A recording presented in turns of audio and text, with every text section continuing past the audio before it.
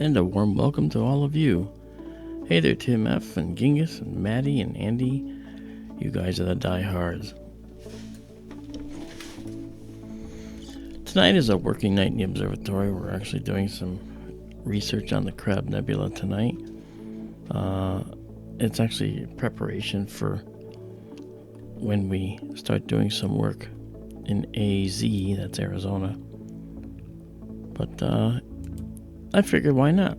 I'll let you guys in on it and let you watch. This is a beautiful shot of the crab. You can see the beautiful filaments in here. So I'm trying to take a number of shots of the crab that will give me that.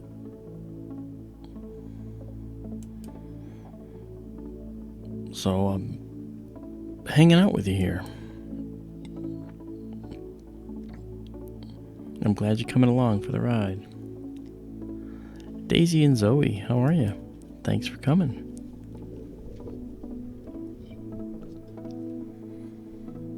Hey Marianne, how are you?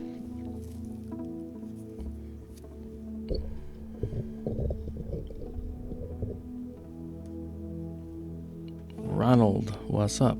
That's ERT Radio for those that don't know Ronald.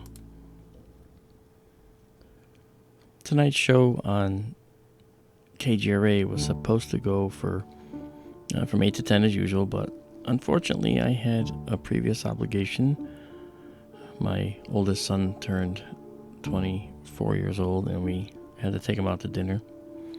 Thought I'd be back earlier. Thought we were going at 4 o'clock. We ended up going at 6, which precluded me from being able to do the radio show tonight, which stinks, but that's okay. Family comes first. Anyway, we're taking a number of photos of the Crab Nebula. We will branch off to a few other objects tonight too, though. So you can see when we take them, this is what we have. It's a really pretty looking supernova remnant. It's actually not bad. This is an unusable shot because it's actually not doing too well here tonight. That little blur is no good. We can't have that happen. So, that said, I'm letting this next exposure finish, and then we will figure out what to do next.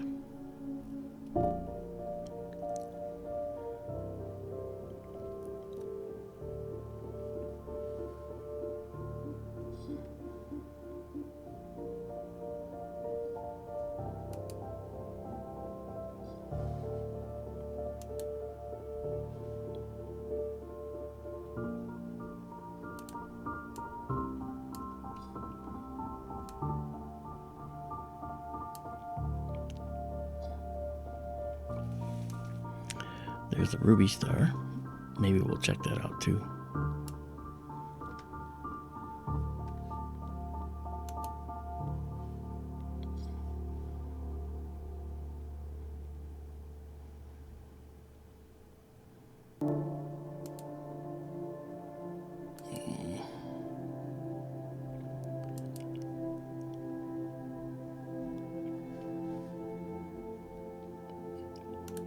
I also had this up and running because I was messing with a little bit of it.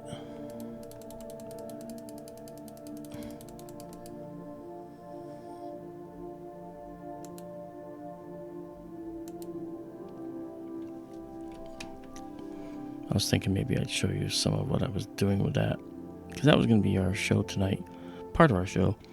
SkyTour Radio is branching off into the visual realm, and so we're going to be doing our radio show almost like a television show. We're going to actually have quite a bit of interactive television features that we're going to do. So that's kind of cool.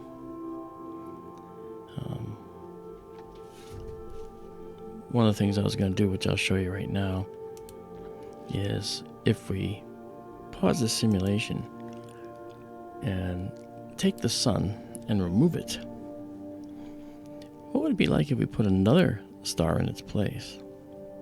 So, for instance, how about if we were to put one of the larger stars there? Let's put, say, Rigel, where the sun would have been. And that would have been right here. Okay. Now, I can show the habitable zones. And Rigel does not provide any habitable zones.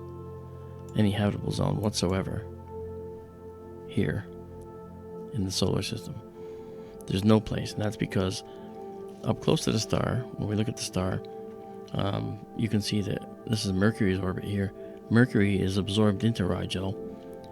Venus, of course, would be fried. Earth would be fried. Mars would be fried. In fact, any habitable zone would be way, way out here somewhere, believe it or not. It's incredible. And if you don't buy that, well, okay, you have to look at what Rigel has. I mean, Rigel is 21 times the mass of the sun. It's over... Let me put it in terms of the sun, okay? It is almost 80 suns in radius, okay? So that means 160 times the size of our sun, okay? And so it's really quite hot, too. It's 12,000 Kelvin on the surface. And if we want to talk about that in Fahrenheit, well, we're talking about 21,374 Fahrenheit degrees. For those of you overseas, that's 11,800 Celsius. That's pretty hot. So the luminosity is 120,000 times the intrinsic brightness of our sun. So Rigel would never foster life. So we remove it. And if we were to add another one, okay, different star, I actually created a database of a bunch of stars for you so I can show you. And we're going to go over them next week.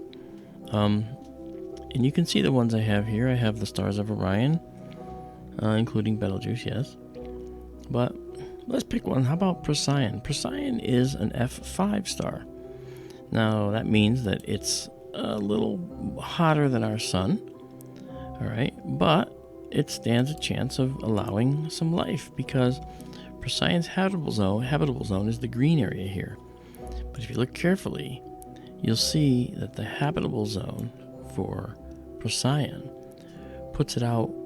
Okay, here's Mars. Mars is still too hot with Procyon, where the sun is. And if we go all the way out to Jupiter, we'll see that Jupiter is just a little bit in the too cold area. There's no planet except the asteroid belt where there's actually any kind of habitability in terms of Procyon. Now, if Procyon had planets and made some planets that are in this range, we would find that Procyon would be habitable, and that area might be habitable. All right, so if we look at a different star, let's pick another one that I came up with here. Here is, let's see, not Procyon, not Betelgeuse. Here's one, Alpha Centauri. Alpha Centauri is a star much like our own. Okay, this is Alpha Centauri A, Alpha Centauri B, which is a K-type star, a little bit cooler than our sun. And if you'll notice, the habitable zone for this, all right, puts Venus square in the habitable zone and Earth as well. Look at that. Earth is dead center and Venus is kind of on the leading edge. Well, guess what? With our sun, this is where we are. We're in the same spot. We're in the same spot. Now, if we had Alpha Centauri B, that is the second primary, the secondary star, we would actually be where Mars is in our solar system. We might be a glaciated world or just in the fringes of habitability. This is Universe Sandbox 2. We can see how that works. And if we take that out, okay, by the way, all these simulations, if I hit go, well, I can do it, why not? So if I hit go right now, I have it set to 1 month per second, so we can see what would happen with the K-star Alpha Centauri. See the orbits? These are all the orbits that are regular, made by the planets with the sun. But with Alpha Centauri B, where Mercury is, or where the sun is, watch what happens. Oops, I forgot to remove its initial motion. My mistake. And of course, it's leaving the solar system at high speed because I forgot to take away its initial motion. Sure, that's a good one. So we can undo all that and reload the simulation. And this will be just the solar system. Okay, and I'm going to get rid of the Milky Way background. But just to show you, I mean, it is a beautiful program. You can set the backgrounds to various things. This is a somewhat realistic Milky Way, but it kind of blocks the rest of your view, so I tend to just go to stars. All right. So with the sun, we have this orbit taking place like this, and if we were to delete the sun right now, well, watch what happens.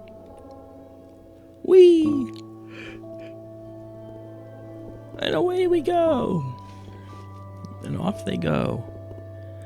That's the end of the solar system. They just keep going from wherever they are in a straight line. Isn't that cool? It's like Space 1999, you know, where the moon gets kicked away from the Earth. So anyway, that's just a little fun thing. We'll bring back the solar system now. And I just want to show you a couple things here. There's a whole bunch of things to say with each star that we're going to look at when we actually do this.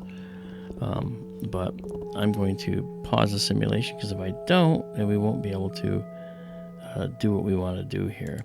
So by pausing the simulation, I can delete the sun and put in something else. Now here's something clever. Now, you know how Alpha Centauri has Alpha Centauri A and Alpha Centauri B? Well, there's also Proxima, which is Alpha Centauri C. Proxima is a little tiny red star. But what if Proxima was here? What would it look like? How would our solar system deal with that? Well, why don't we take a look at that? So I'm just going to put Proxima where the sun is. Okay. And now, let's take a look at the habitable zone of Proxima, and you'll be surprised. Check it out. The green is the habitable zone. That's where a planet could have a life-sustaining probability. Isn't that crazy? Take a look at the solar system. There's Mercury. There's Venus. We know Venus is a runaway greenhouse effect. We know Mercury's surface is so hot it can melt lead because of the sun. But Proxima is so much less powerful than the sun that we don't have any chance of having Earth be in a habitable location. Okay, first of all, we talk about the mass in terms of Jupiter's, not even in terms of the sun, but let's put it in terms of the sun. It's 1/10 of the sun's mass, all right? And in terms of the size of the sun, it's only 1/10 of the sun's radius. It's a very, very tiny star, and its surface temperature is 3,000 Kelvin. Now, the temperatures are pretty interesting, because in Fahrenheit, that's 5,500 Fahrenheit, right? Or for your Celsius folks, that's 3,000 Celsius. And the Kelvin is that absolute scale, so 3,300 Kelvin. So if we look at this habitable zone, it only goes from 0.03 astronomical units to 0.06 astronomical units. It's really narrow and small.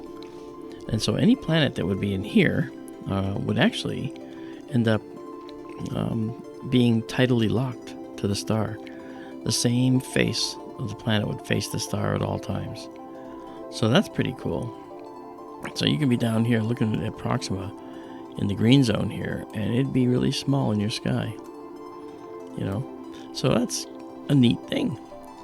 Now, if we actually go over and now add, say, a star like Betelgeuse. You ready? This is Betelgeuse, Alpha Orionis. Okay, here's Mercury, here's Venus, here's Earth, and here's Mars, right? Let's add Betelgeuse now. Yeah, you got it. Betelgeuse is massive. Okay? Do you notice? Mercury, Venus, Earth, and Mars are all inside Betelgeuse. They're all inside Betelgeuse. And then when we come out of Betelgeuse, we find that Jupiter is just barely outside of Betelgeuse. That is a huge star. Massive star. Incredible star. So that said,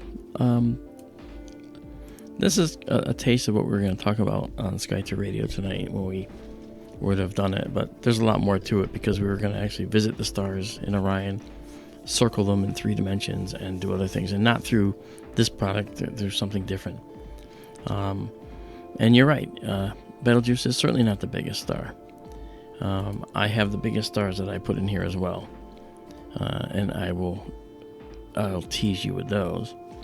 Okay, one of the biggest stars is this one, VY Canis Majoris, and then there's UY Scuti. Okay, UY Scuti is actually a little bigger than VY Canis Majoris, which was originally the biggest star in the universe. And now UY Scuti has taken that cake. You want to see that? Yeah, I'm sure you do. Here we go. Now this is a massive star. Wow. So that literally eats up Jupiter as well. And Saturn now is just barely outside. Of course, Saturn would be vaporized immediately. Within minutes, Saturn would be vaporized by this star. But here's something cool. Watch this. If we pick Saturn, if we go there, let's take a look at how UY Scuti would look. Okay, here we are at Saturn. All right, and now this is what VY Scuti looks like in our sky. If we were at Saturn, and Saturn was right there. Look at that. Can you imagine that? That is a massive, massive star. It would literally fill our sky. On the night side, we would actually see it from around here. We'd actually not be able to have night on this planet because we would never be able to get the thing out of our view. The only place you might not see it is directly in the back. If you were just directly behind the star right here, this might be the only place that you could be safe. Isn't that funny? Yeah, and it wouldn't be for long either, because it wouldn't take long for the glare of the star to peek around the edge of somewhere, So there, the star would just be in your entire sky.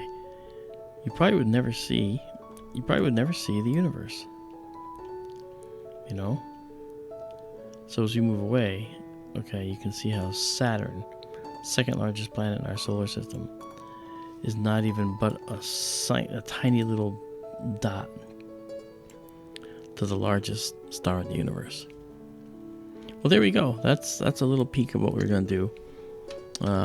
And I thought that would be kind of cool to show you real quick.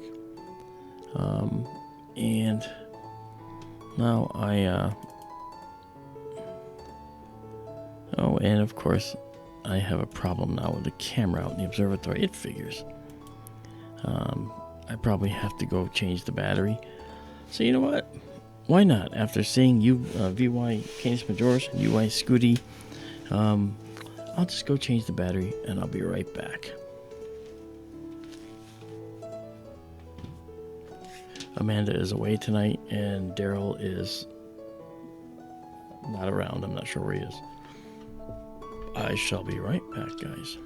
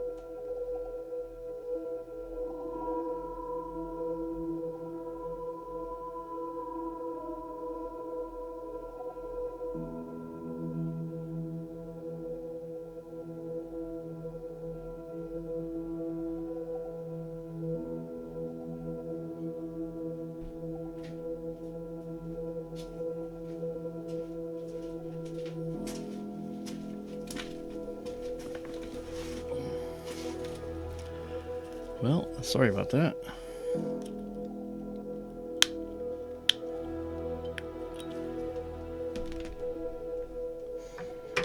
I have to, the observatory system has blown up, so I have to restart it.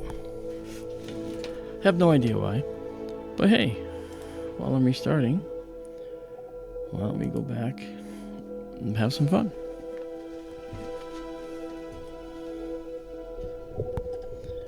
Yeah, I don't think so.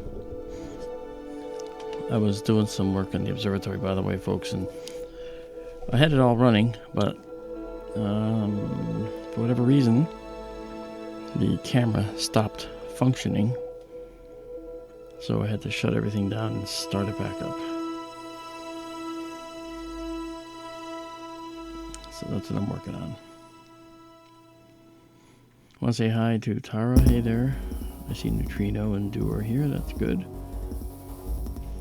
And I am just attempting to figure out what's going on with the computer out there.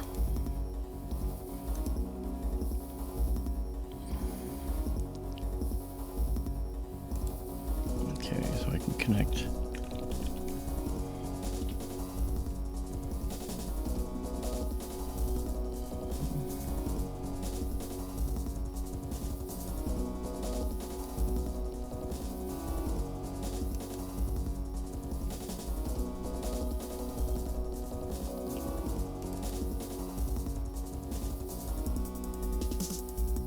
Okay, something in memory must have got. Oh, what does that mean? Why is it saying it can't do it? I don't get it.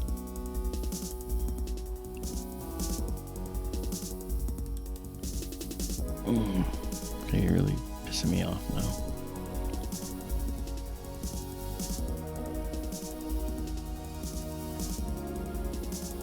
Hang on, I'll be back.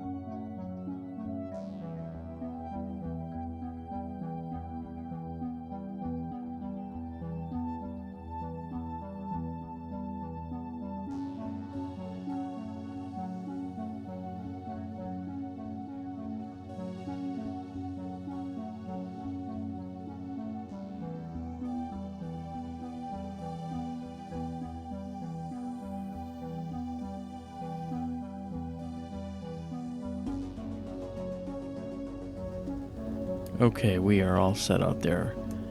I just have to get us back out there.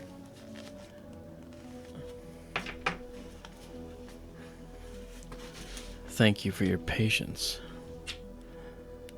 my loyal friends. Okay.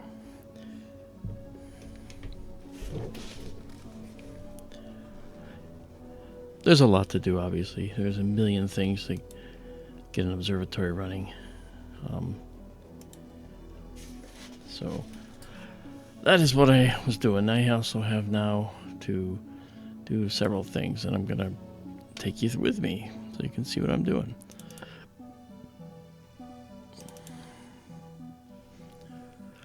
Okay, first thing I have to do is I'm going to start up the telescope video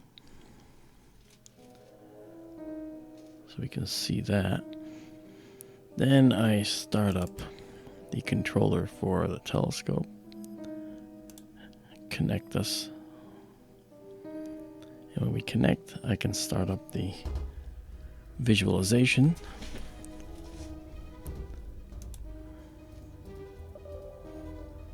Yes.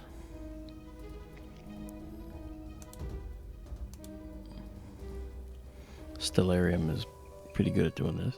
There's other programs that can do it.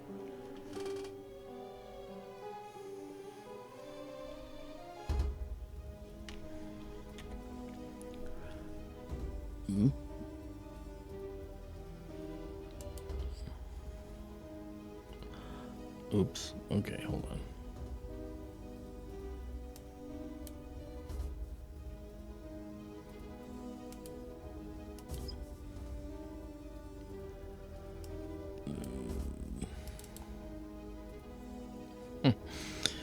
All right, 1 second.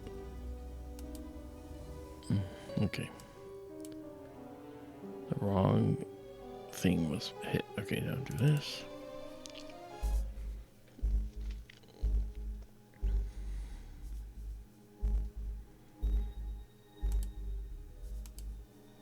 Okay, connect the scope. Bring this over here out of the way.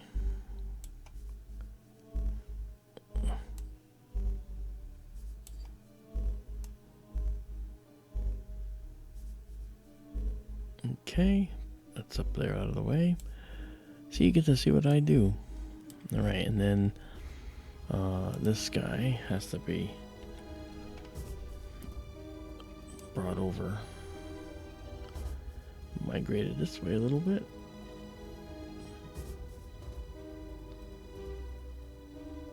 Okay, and then we can bring it down. And then we have that, and we can pull it over a little more. All right, and now the other thing, the only thing left is this guy, in which this and this sit in front. And there we are. Okay, so now we have our planetarium.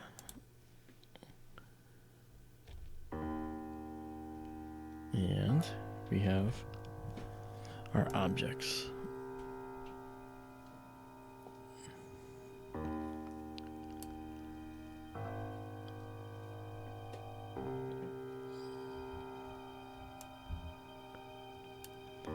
And there's our telescope aimed up there at the Crab Nebula, from which I tried to originate this whole discussion with you from the beginning.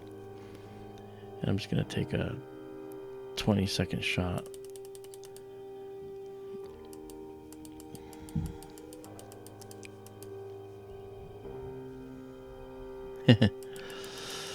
Yeah.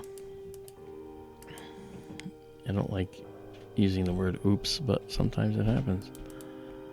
Let's go up to 32K here. Alright. Now we'll just take a picture to see where we end up. I see the same star over there, so we're close. It should be right about here.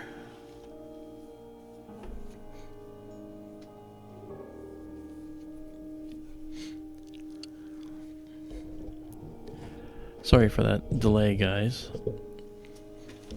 But you gotta know your equipment. You know what it does, know when it misbehaves, why it's doing so. So I just had to correct it. And everything I did, I should be able to do.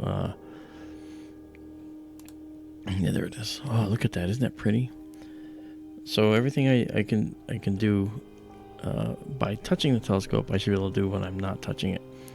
And that's exactly what I was trying to figure out if I could do. And I could. I could do it. It worked out okay. Hey there, Arizona skies. Welcome to SkyTour LiveStream. Rocky start. We had a little equipment failure, but we're back and running. Okay. So now let's go back to our view here. Tonight's stream's a little bit different. We are doing a bit of a some research here. We're doing some stuff with the Crab Nebula. So I'm trying to get the that was bad. I'm trying to get the Crab Nebula to work here. Something's I just had a little stupid moment. I had a little, I don't know why, but I think that'd be, I know why, because I shut this down. I shut down my telescope control program, and the slew rate, that is the speed at which the telescope moves, was reset back to max. And I don't want that. I want it to be nice and slow, and so that's what I'm going to do. So I'm going to set it back 1 and 4. Memorize the numbers, know what they mean. Okay, so now we're back, and we should be able to take a photo now, and we should be able to get it. And here the Crab Nebula is going to be a little bit more to the right, but right about here, I think.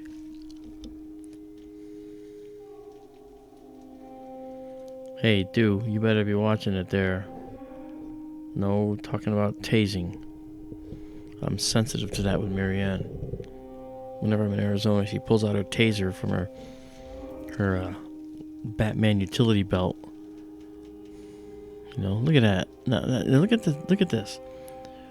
It's so high in the sky that it's just beautiful. You can see some really nice detail. And this is just a one-off. I'm going to take a bunch of these pictures and I'm going to stack them. And we're going to see a different view of this nebula, let me tell you. Alright, so now we're going to just pull this over a little bit. Actually, let me see if I can get one more just like this.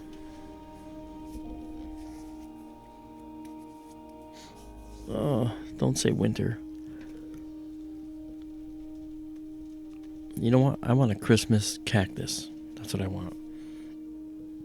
I want to put ornaments on a cactus. I know, dude. I'm kidding with you, too. Alright. Let's see if that worked. It did not. Okay. I'm also very fussy about my data now. If it's even slightly out of focus and not quite right, I will not keep it. This is probably going to be one of those as well. It's not quite right. Alright, so that goes.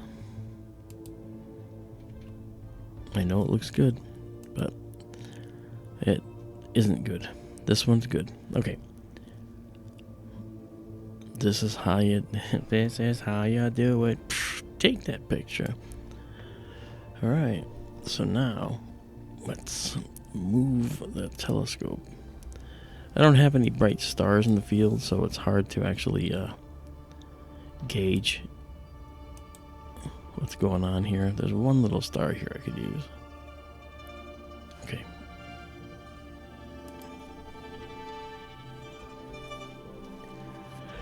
The other thing, too,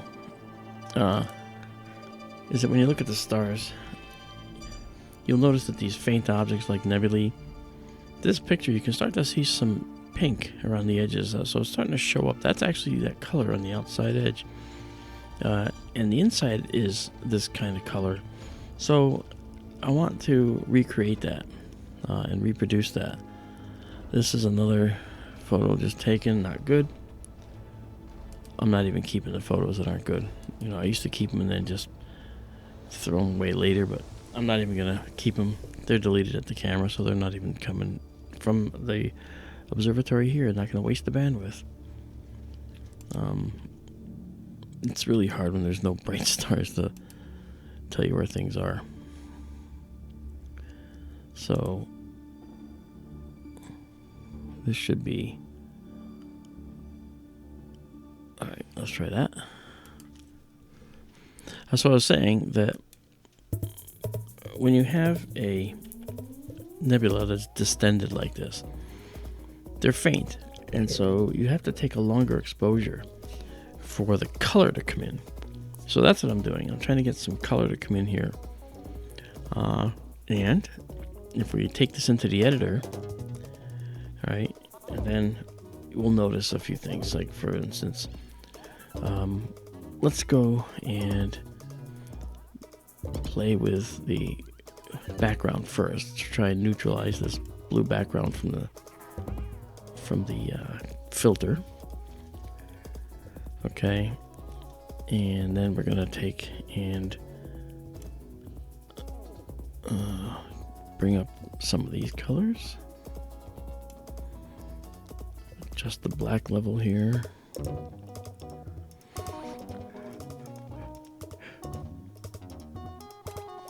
Let's see how this goes. Now look at that, huh? You can start to see some filamentary stuff coming in, really nice. That's what I like about these quick and dirty processing. You can make this happen, you know. Boom! It's like, whoa. Yes, sir. All right. Let's see if we can actually do some sharpening too here. Yeah, that's too much. And then we can do some noise reduction.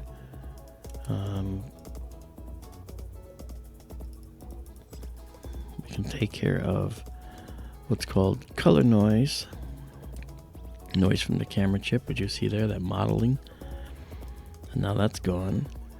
And we can reduce noise overall. This is just a test. This isn't even for like final editing. The final editing will be done later. Look how the small stars in there, now they're showing up beautifully. Look at that. That's a gorgeous image right now. And this is just a one-off shot. So let's go back and see if we got a good one now. That's even worse than before. Holy cow. All right. See, with the new scope, we have the ability to get rid of all that. That's not even gonna be a factor anymore. Okay, well, let's see. We're gonna take the image and we're gonna move it. Oops, I mean that. I want to grab this. I'm gonna take this guy. We're gonna move it to the east. Okay, and we're gonna bring it up a little.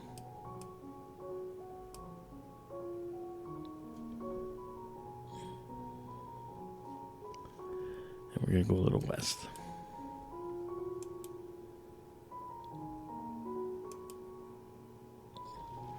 And once that locks in, we'll take another shot. It's locked in. Now let's take a shot.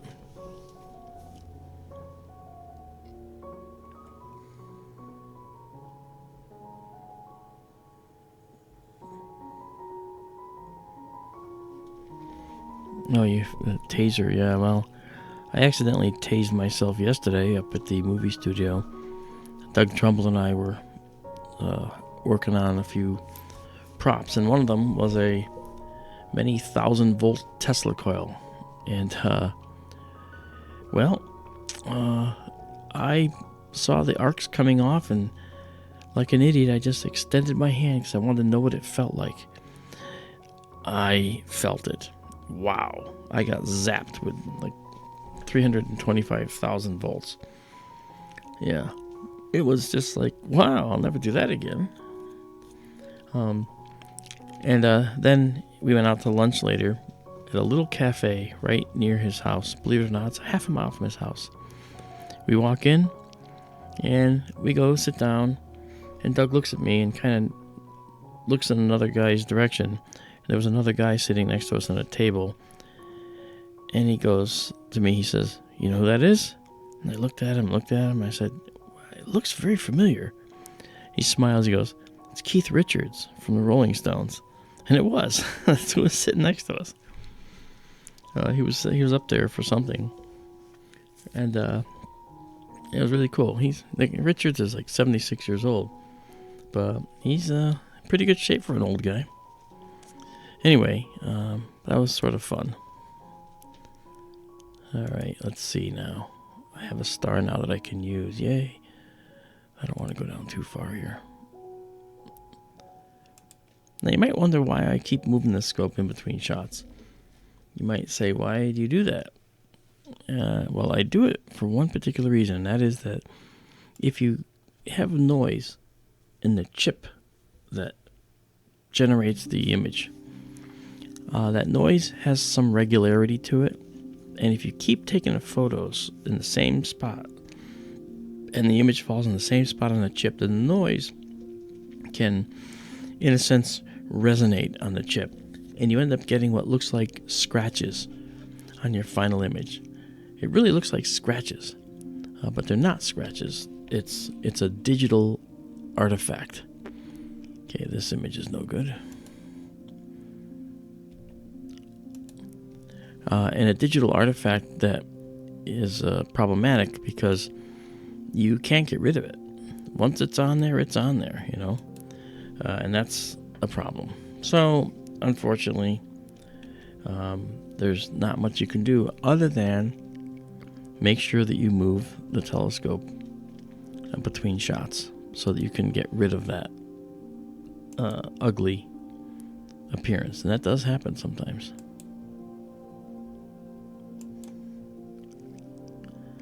Okay, we'll let this settle out.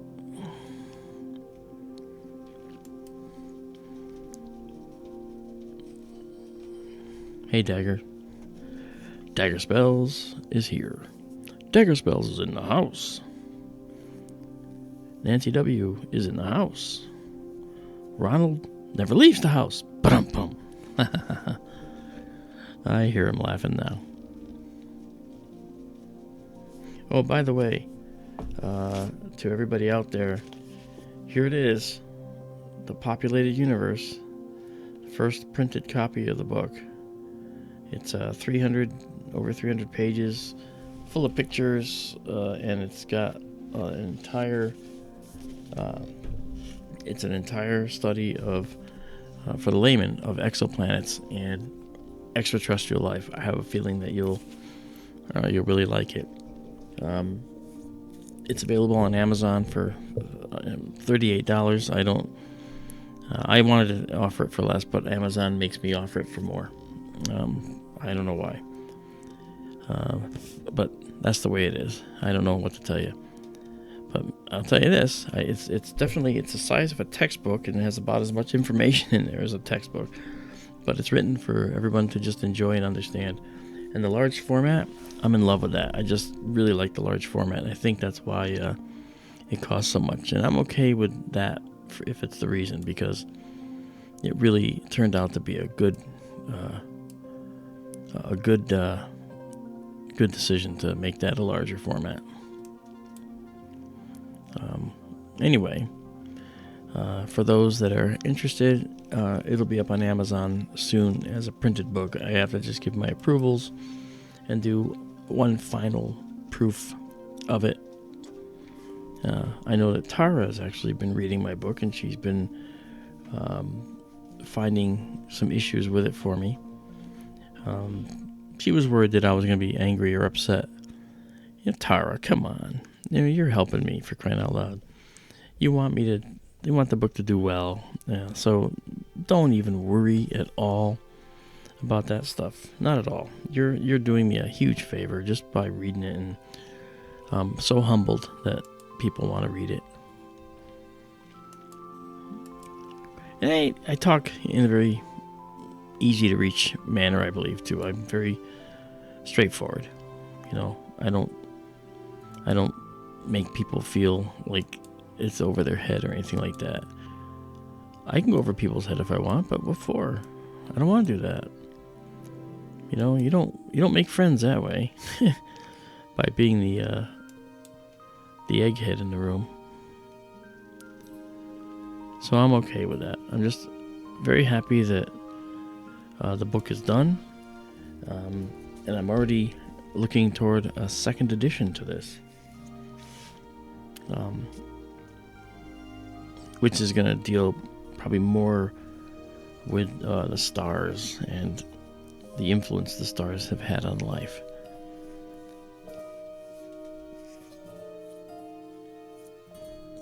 Hey, Papa Tom.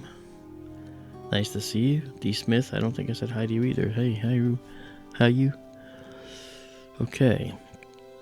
Well, this one's probably not good, but I'm not going to delete it yet. I'm just going to go ahead and...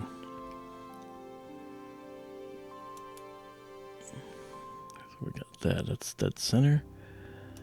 So that means if I were to just move this to here. Okay, that's good. Then I can do this. Like that. Like this.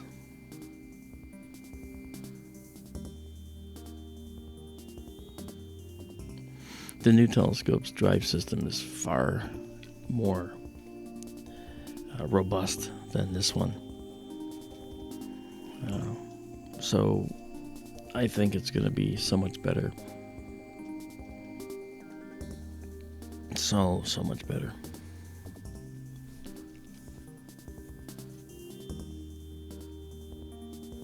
Alright, so we're doing the Crab Nebula right now. This is Messier 1. Oh yeah, isn't that beautiful? Wow, no. Crab Nebula is a supernova remnant that was seen in 1054 AD by the Chinese first, and it was so bright it was visible in the daytime, and that made it a rather spectacular apparition in the night, in the daytime sky. And then later in the season, in the nighttime sky, it took actually a couple months for it to wane down to nothing again. But typically these supernova can take, a month or more to wane, a few weeks. And so it started out as a very, very bright star. We just see the light. We don't see the cloud of gas that's being ionized and pushed away from the star,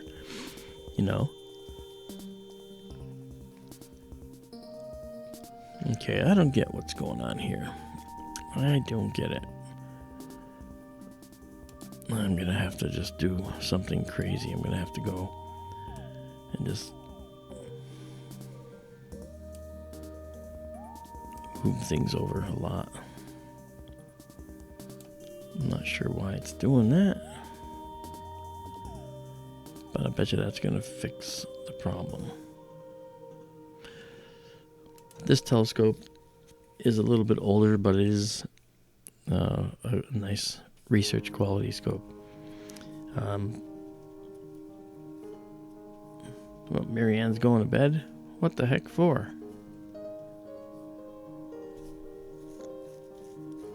Yeah, she's not working in the police force tomorrow. But she has a side job tomorrow. Okay. Oh, man. Okay. This isn't working. I might just give up on the crab. I shouldn't, though. Shouldn't have to give up. Alright, I'm not going to give up. I'm going to just get it to work. I will get it to work. Okay. This one's going to work.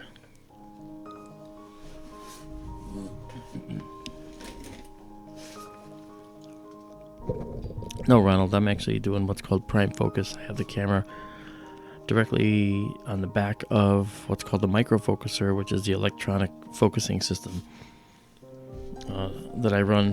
When you see me pressing these arrows, these buttons are all related to the focus down here. And when I press those, it takes care of doing the focus stuff. Okay, see? I told you that was going to fix it. Alright, so now we go back, and I should have just done that one long run. Okay, and go. I want to give you guys an amazing view of the Crab Nebula. One that we haven't seen before, you know.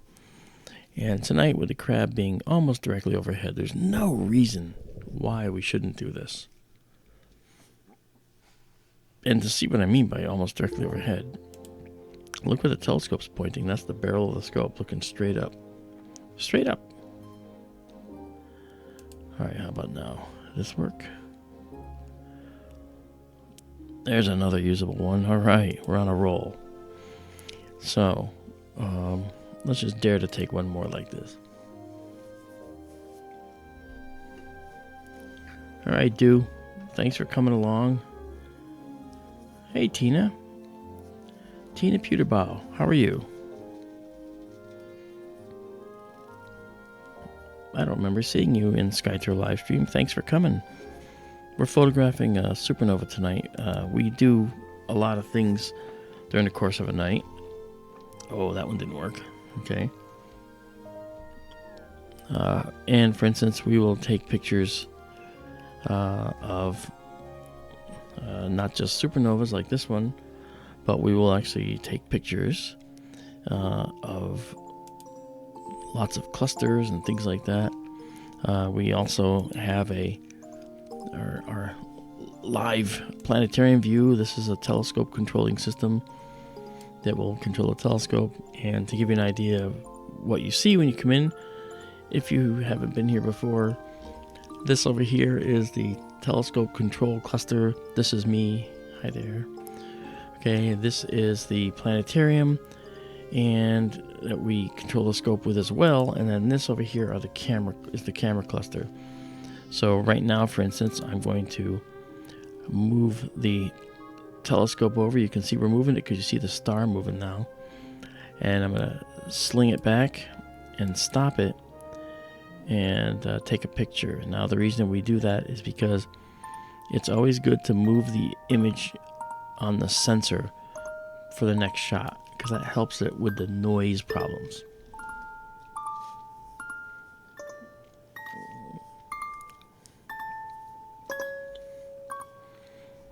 Well, I'm glad you found this, Tina. I think that you'll have a good time here. If you ask anyone in chat, they'll tell you that we have a good time.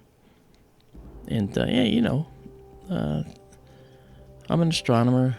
That's what I do. It's kind of a weird thing that we really exist, but we do.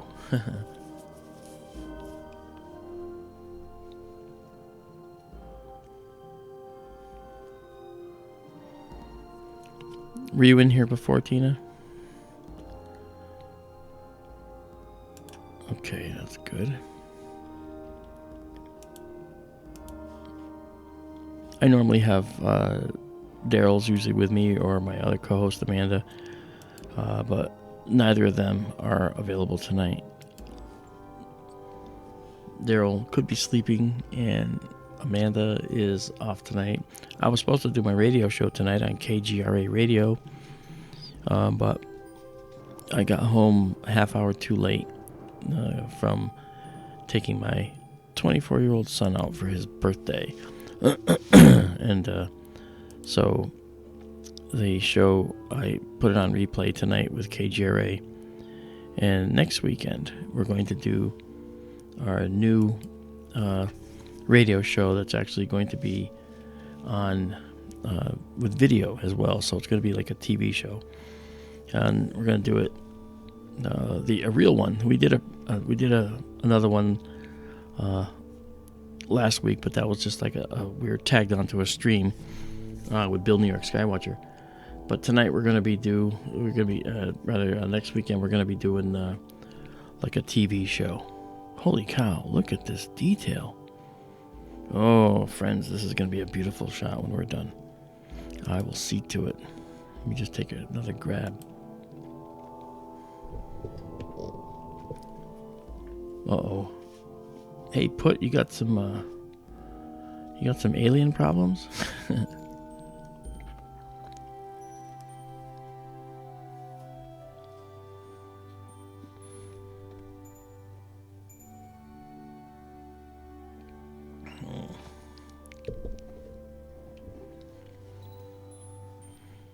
That's nice.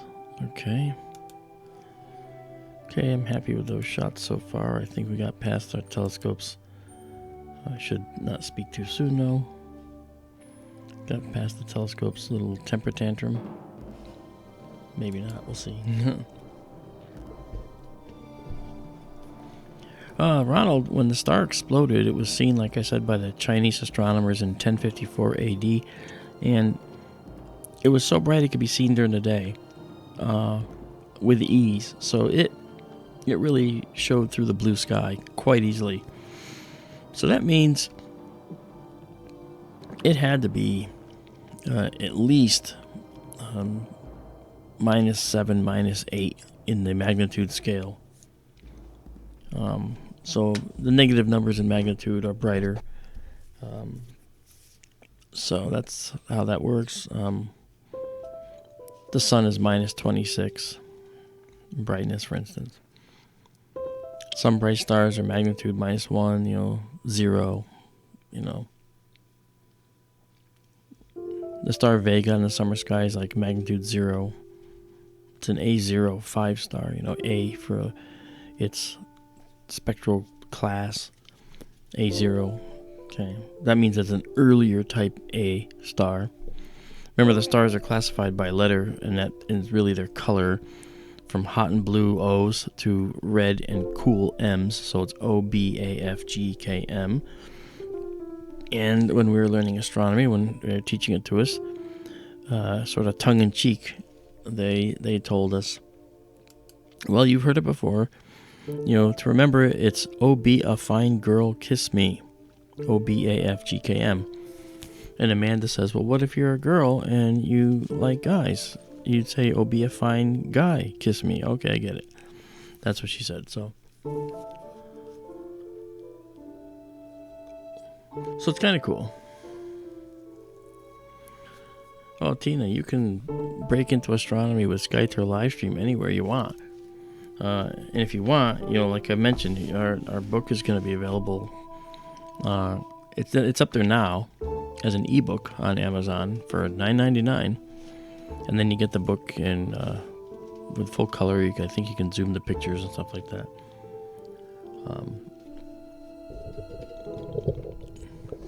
But if you want to learn astronomy, it's best to learn it, I think, from someone that knows it very well. So if you know anybody that can teach you, that's great to do. If you don't, and I work for you, then you can certainly ask me questions. I don't have any problem with that.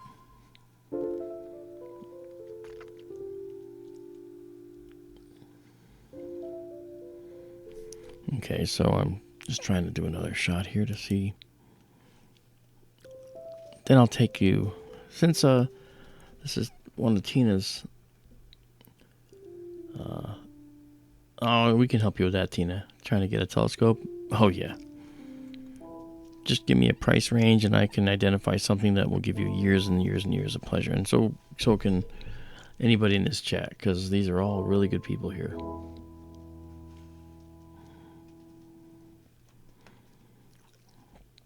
Okay, so that looked good. Do another one. I'm just taking a few more shots here of this supernova remnant.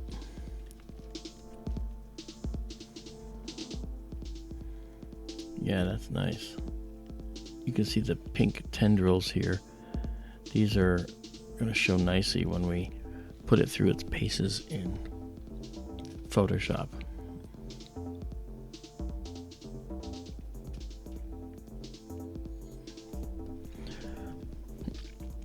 If anybody does have questions for me, you can reach me at KGRA Radio at the following address. It's the name of our show, SkyTour Radio. So it's SkyTour Radio. All right, SkyTour Radio at kgraradio.com. And don't be put off by the fact that it's a radio station's email. I'm the only one that gets that email. Well, besides Amanda and Daryl. We all get the email, and we all will answer questions. Many times Amanda will say, hey, did you see this message that we got from so-and-so? And I'm like, oh yeah, I just saw it, so we're always on top of it as best we can be. And so we'll answer your questions, Tina. And if you want to ask us here, well, feel free. When you ask a question in chat, just put on your caps lock key so that when I glance over, I'll be able to see that there's a question, and it's not just chit-chat between folks in the chat. So if you have a question, that way I'll catch it. Tonight I'm flying solo. I'm running the telescope, I'm running the computer in there, I'm running the camera in there, I'm running my PC in here, I'm running the applications that actually run the telescope in here. I'm actually doing around 6 or 7 things at once, and then I'm also paying attention to chat, so I may at times miss a question. So if you do add a little bit of emphasis to it with some caps, I know people say don't put on all the caps, you're going to be yelling at people. That's okay. Here that doesn't count. You go right ahead, say it loud, say it proud. We're okay here. You got a question? Go ahead. And if you got 20 questions, go right ahead. That's not a problem either. Oh, Ronald, thank you for letting me know that. All right, well, then while I'm waiting, I'm going to just give it to you.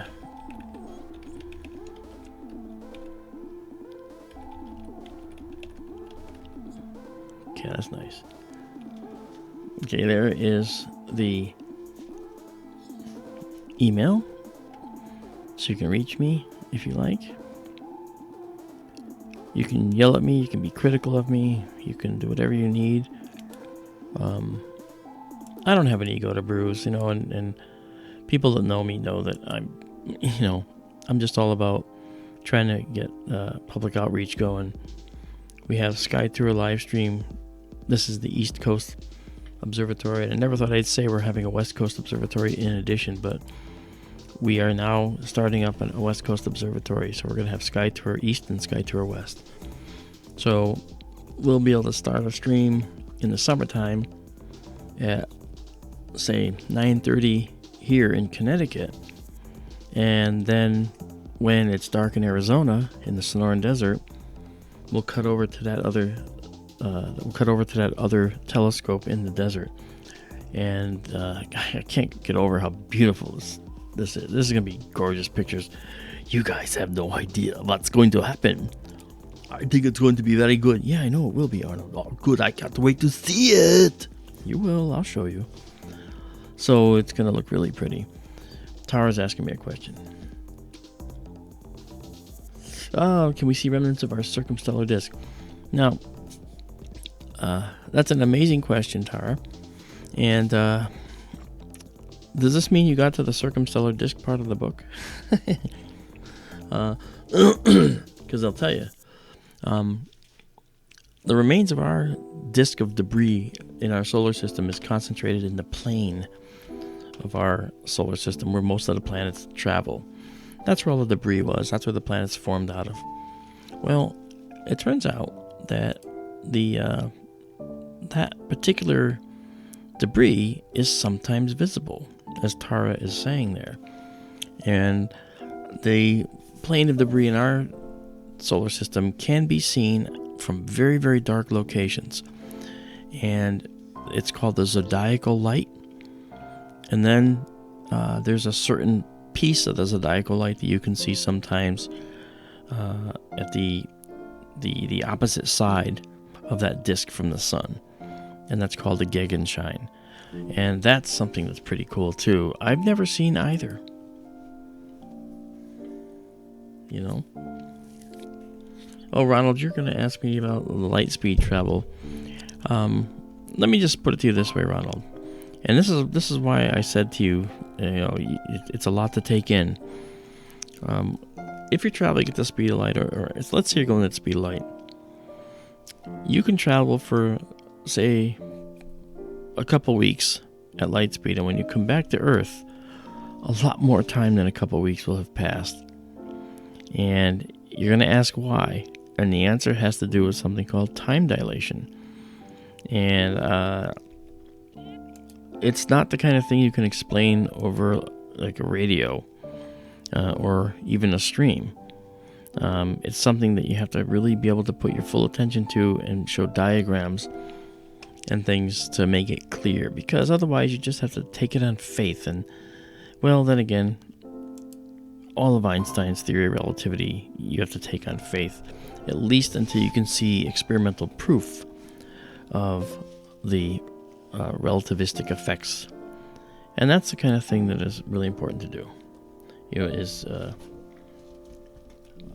Which is the way that you really learn relativity is by experiment.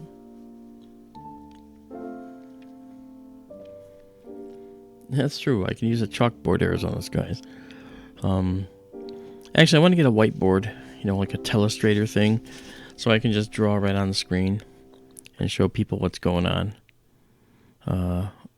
That's no good.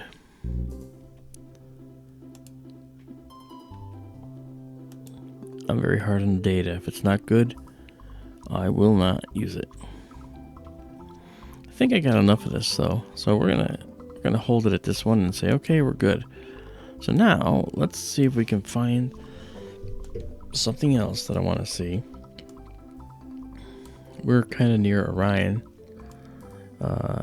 and if we were to look down, there's Orion. But while we're here, we're so close. Let's just look. Let's see if we can catch this guy. Now this is I don't want that one. I don't want that one.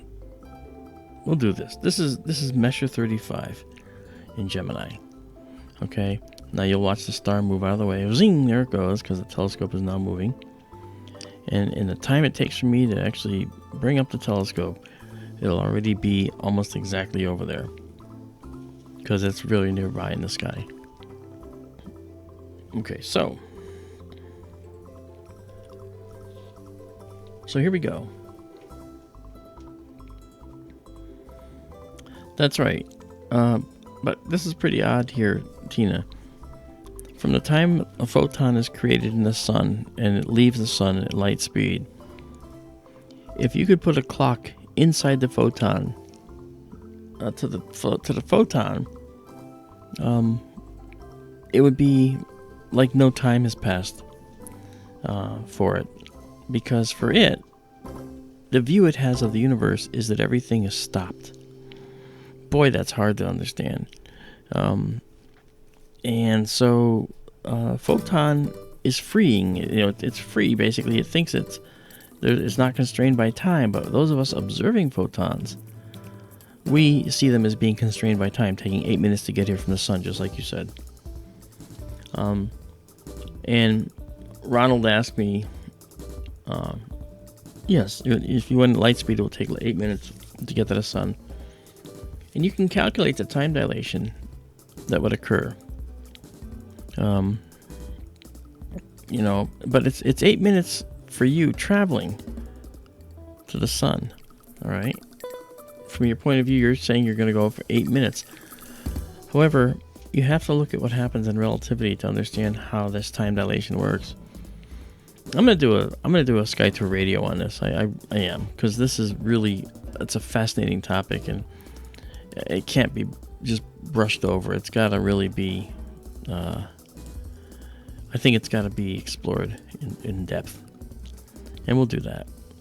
We will do it. Just for you, Ronald. Okay, this is Messier 35. Now, we don't see it right now too well because some of the stars are a little dimmer. And I'm playing with the camera cluster over here, and we're actually going to take down the exposure to 8000 ISO. This is the ISO setting.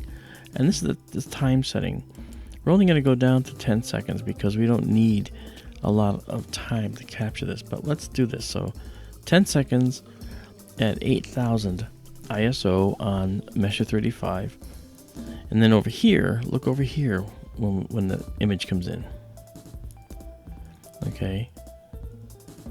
Right here, actually. There's a little guy right here. This is another cluster that is right in the same vicinity as Messier 35 as far as the sky goes. But Messier 35 is this cluster here. It's really rich young cluster. This is also a rich young cluster as well. But as I've always said when I talk to people about this, and I tell a lot of you out there, you've heard me say it a million times, when you look in the clusters, you'll also notice that there's little red stars in there sometimes. Little red stars. Okay. These happen to be superimposed on the cluster. They're not in the cluster. They represent a different stellar type, possibly a different age. And the cluster usually gives birth to all the same types of stars. So we see one down here, for instance. Okay, but this is Messier 35. Let's just do a longer exposure just so you can see a little bit more about what I'm talking about. Because there's a really... let's go... No, we'll stay at 10 seconds, but I'm going to kick it up to, say, 16,000 ISO. With stars, that doesn't matter so much. So we're going to do a shot of this for only 10 seconds, but at 16,000 ISO. Okay, neutrino, that's cool. I think you're talking about relativity and time dilation. I'll be happy to do that. Yeah, I know that relativity and time dilation really kept me up late when I was getting my degree in astronomy. Because, you know, we're looking at the universe, and the whole universe is a time machine.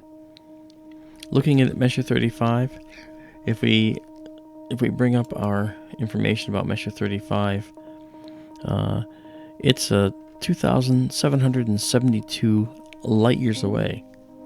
Now that means that we're looking at this cluster as it was 2,772 years ago. Well, this cluster here looks slightly redder. And that's probably because of something called interstellar extinction. It's reddened, by its interstellar reddening, and this reddening is caused by dust that might be between us and the cluster. It's the same thing as when we look at the sun through more air. More of the blue light in the sun's spectrum is scattered by the intervening molecules of air, and in space it's the intervening dust grains between us and this cluster that scatters the blue light very efficiently, and that scattering causes only the reddish light to remain. So clusters that are far away will tend to look more red, like this does. So you can clearly see the difference between how this looks sort of white and blue and this is sort of yellowish and red. And that's because of interstellar reddening, because of the dust between us and there. Certainly there's some between us and here too, in M35, but M35 is literally half the distance that this cluster is. So that's pretty cool. So everywhere you look, you're seeing a laboratory in astronomy. These two clusters form a problem set that I had come up with to have kids, and actually I say kids, college students determine the distance to this cluster only by knowing its apparent brightness and then knowing the distance and details on this cluster. And the answer they could come up with was how far away this cluster was. when all they knew was its brightness. And so you can do that. The method is called the cluster fitting method, and you plot this one on a diagram, and you assume this cluster is a similar cluster, and you put it on the diagram as well based on its apparent brightness. And you could line it up on a diagram visually and read off its distance, even though you know nothing but its brightness. It's a pretty cool thing. And it's a technique that I used. I used to teach it to kids and also college students, and actually adults who were well beyond college, but who were interested in astronomy. It becomes an interesting thing that an amateur astronomer can do, and it's really cool. And sometimes these amateurs make some really cool discoveries. Like, for instance, in January, we had a lunar eclipse where the moon went behind the Earth, and for a time the moon was red. And in that time, something happened which made history. And SkyTour LiveStream, our telescopes, were one of 5 in the world that caught it. And it was a meteor striking the moon right in the middle of the eclipse. And we caught the meteor strike. We saw it hit. And we didn't recognize it for what it was until after the fact. But a number of people in the stream saw it, and they thought it was just a glitch, as did I, because it was just a white flash on the screen. And sometimes cameras make these little white flashes. The pixels go wild sometimes. But this is what it was, actually a meteor striking the moon. And to answer your question, Tina, about astronomy binoculars,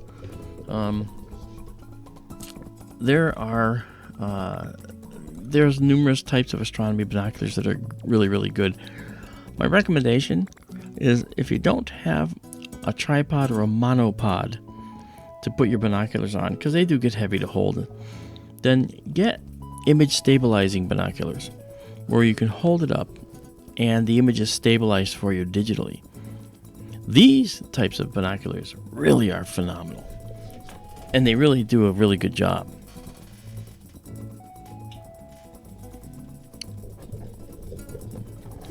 But they're very useful. I mean, a pair of binoculars gives you the ability to see with 2 eyes some of these things. I will tell you this, the image stabilizer binoculars, I think it was a pair of Canon stabilizer binoculars that I used, they almost make things look 3D. And they're not 3D, but it almost is, because you're now seeing with 2 eyes what normally you see with 1 with the telescope. People like to look through an eyepiece in a telescope. It's not an eyes piece, it's an eyepiece. It's a single cylinder of glass that you look through. I used a telescope that had a 20-inch diameter objective lens, and it was what's called an Alvin Clark refractor. Very, very made in the 1800s, but very, very high-end. Everything was brass and very, very expensive. It was an old, priceless telescope. And I was using it to do a parallax star study at the university where I was getting my degree. And the eyepiece was held in your hand, okay, usually with 2 hands, because it was 4 inches in diameter. That's 4 inch in diameter eyepiece. And at 4 inches in diameter, this eyepiece was something you had to hold like this. If you can look at the camera, I held it like this, and you held it up against the back glass plate on the telescope. There was a flat glass plate, big square plate, and to look around, you would push that eyepiece against the glass, and it had a little foam rubber on the back, and you'd move it around, and you could look into the eyepiece with 2 eyes and see what's going on. It was astonishing, and I looked at so many things. I took pictures of so many things on that telescope, and it was just amazing to see what a 20-inch refractor could deliver. So it was really quite something. Really quite something. Let's see now. All right, so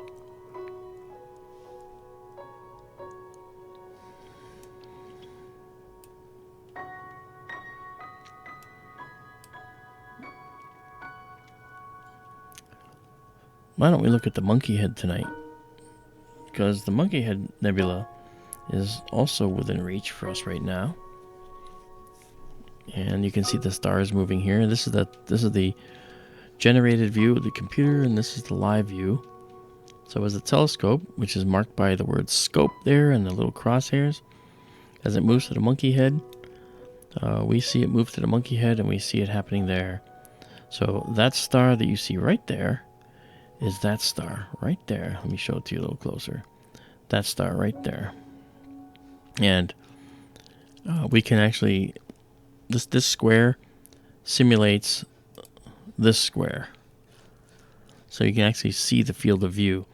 So you're getting a lot of, I had the square off, I'm sorry. Okay, you can actually see, so we get, it's 1 degree, 16 minutes, all right, and 51 minutes tall. Remember, there's 60 minutes per degree, and the moon is 30 minutes across. So this is a little bigger than the moon vertically. And when we look at the moon, we do have a little at the top and a little at the bottom. Okay, so we're at the Monkey Head, and let's go over here and bring up our telescope control, and let's set this in place. And let's try and we'll take a 20-second shot,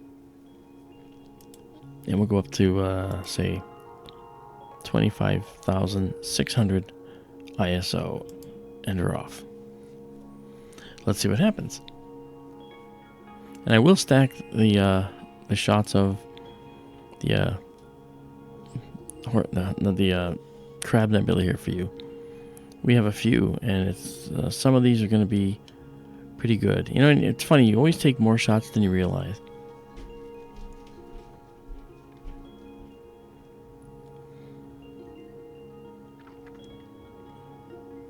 Wow, do you see that? Look at how beautiful that is. You can see this beautiful red nebula here, and this here.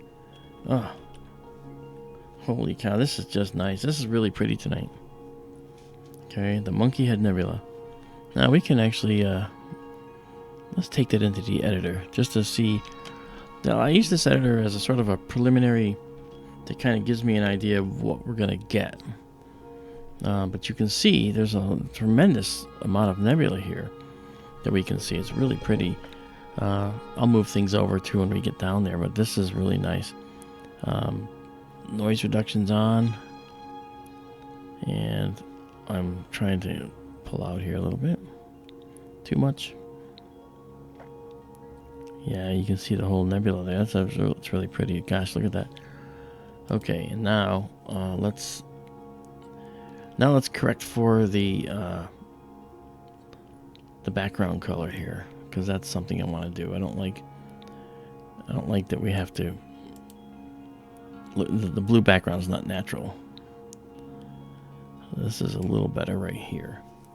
And then noise reduction algorithm kicks in when we get the Monkey Head. Look at this. Wow, that is just beautiful. Okay, and now we can enhance a few of the other details here. Actually,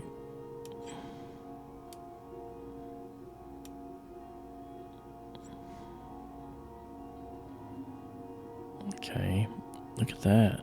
Man, that's like, it's going crazy. That's just beautiful. Nicely done. Oh yeah. Okay, so now let's try and do some automatic adjustments to the data. We can see some pretty good stuff in there. Wow, this is nice. I guess we're gonna be that star is with the Monkey Head, so I'm going to bring it up a little bit, slide it over, and I go farther than I want, because then I'm going to come back and bring it over like that. And now once it stabilizes, like now, then we can take the photo. And we'll do a 20-second shot and see if the stabilization did its thing. It's pretty. This has some beauty in it.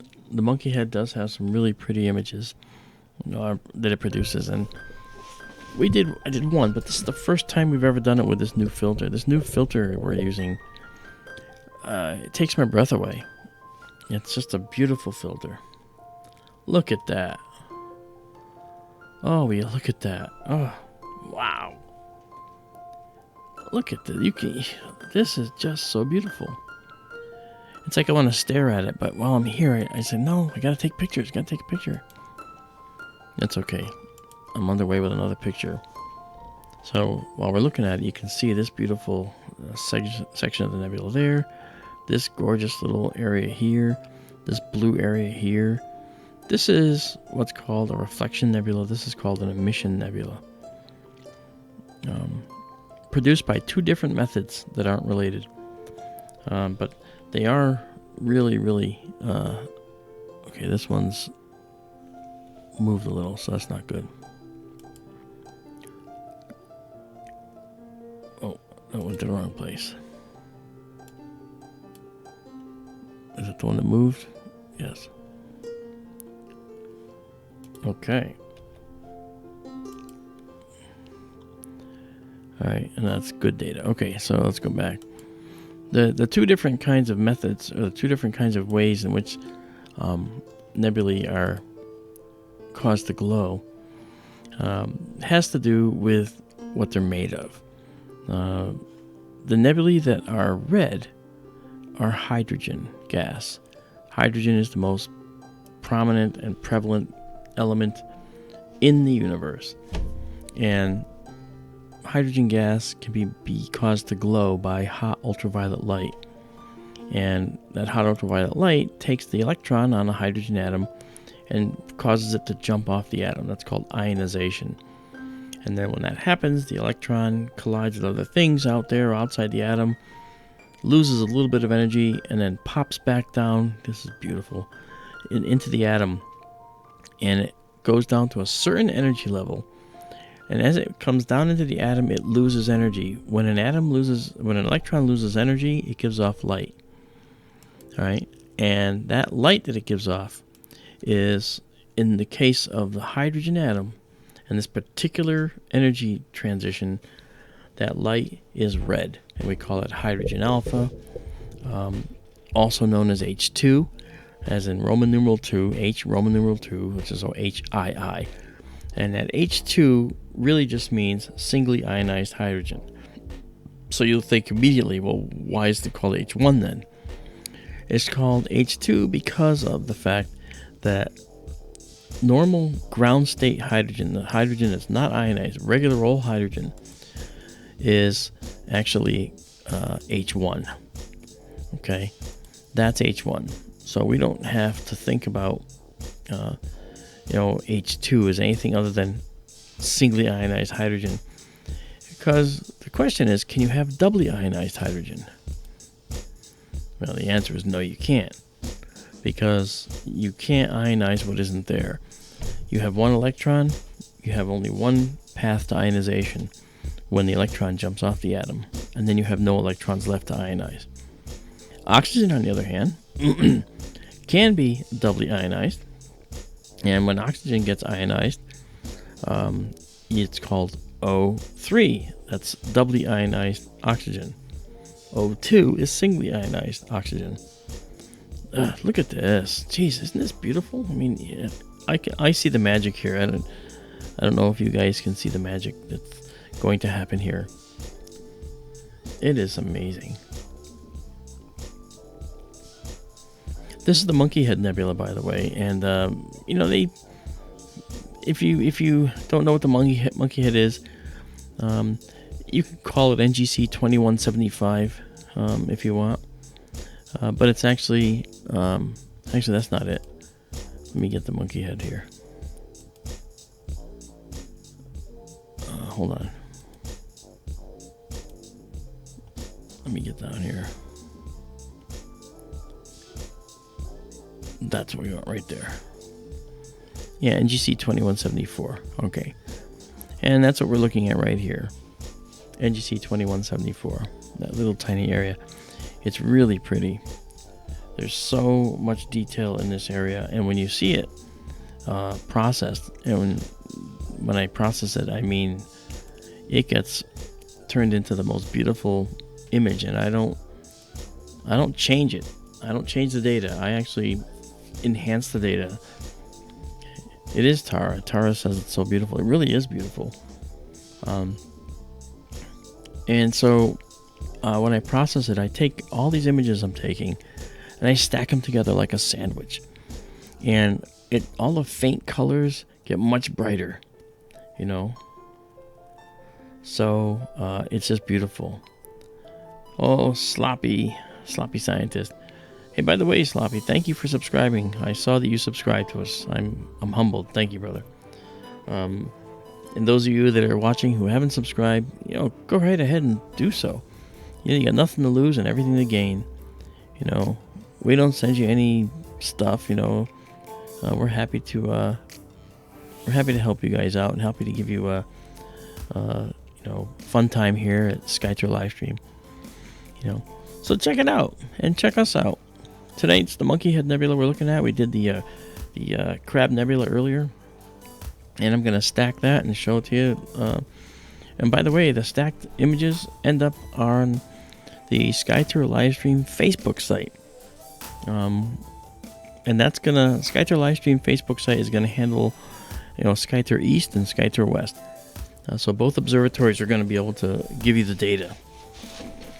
I said this the other night, but SkyTour West is going to be set up deep in the Sonoran Desert in Arizona. Visited the site a month ago, and we have some amazing donors to our GoFundMe for that observatory, and they brought in several $1,000s so far. People want science, man. They want science. I'm so proud of them for the things that they're doing. So it really is, it comes down to, I really feel this way, and I know it sounds kind of corny, but I'm working for you. I really am. This is an outreach program. It's a public outreach program, and the people that give to me do not get forgotten. There's a select few that have given me funding to go forward here, and there's no one that is above any other. It's just all people from the grassroots who could normally have something better to do with their money, but they want to give it to this funding, to this funding of the observatory, and I'm just very humbled by it. All that money goes strictly for the SkyTour West Observatory.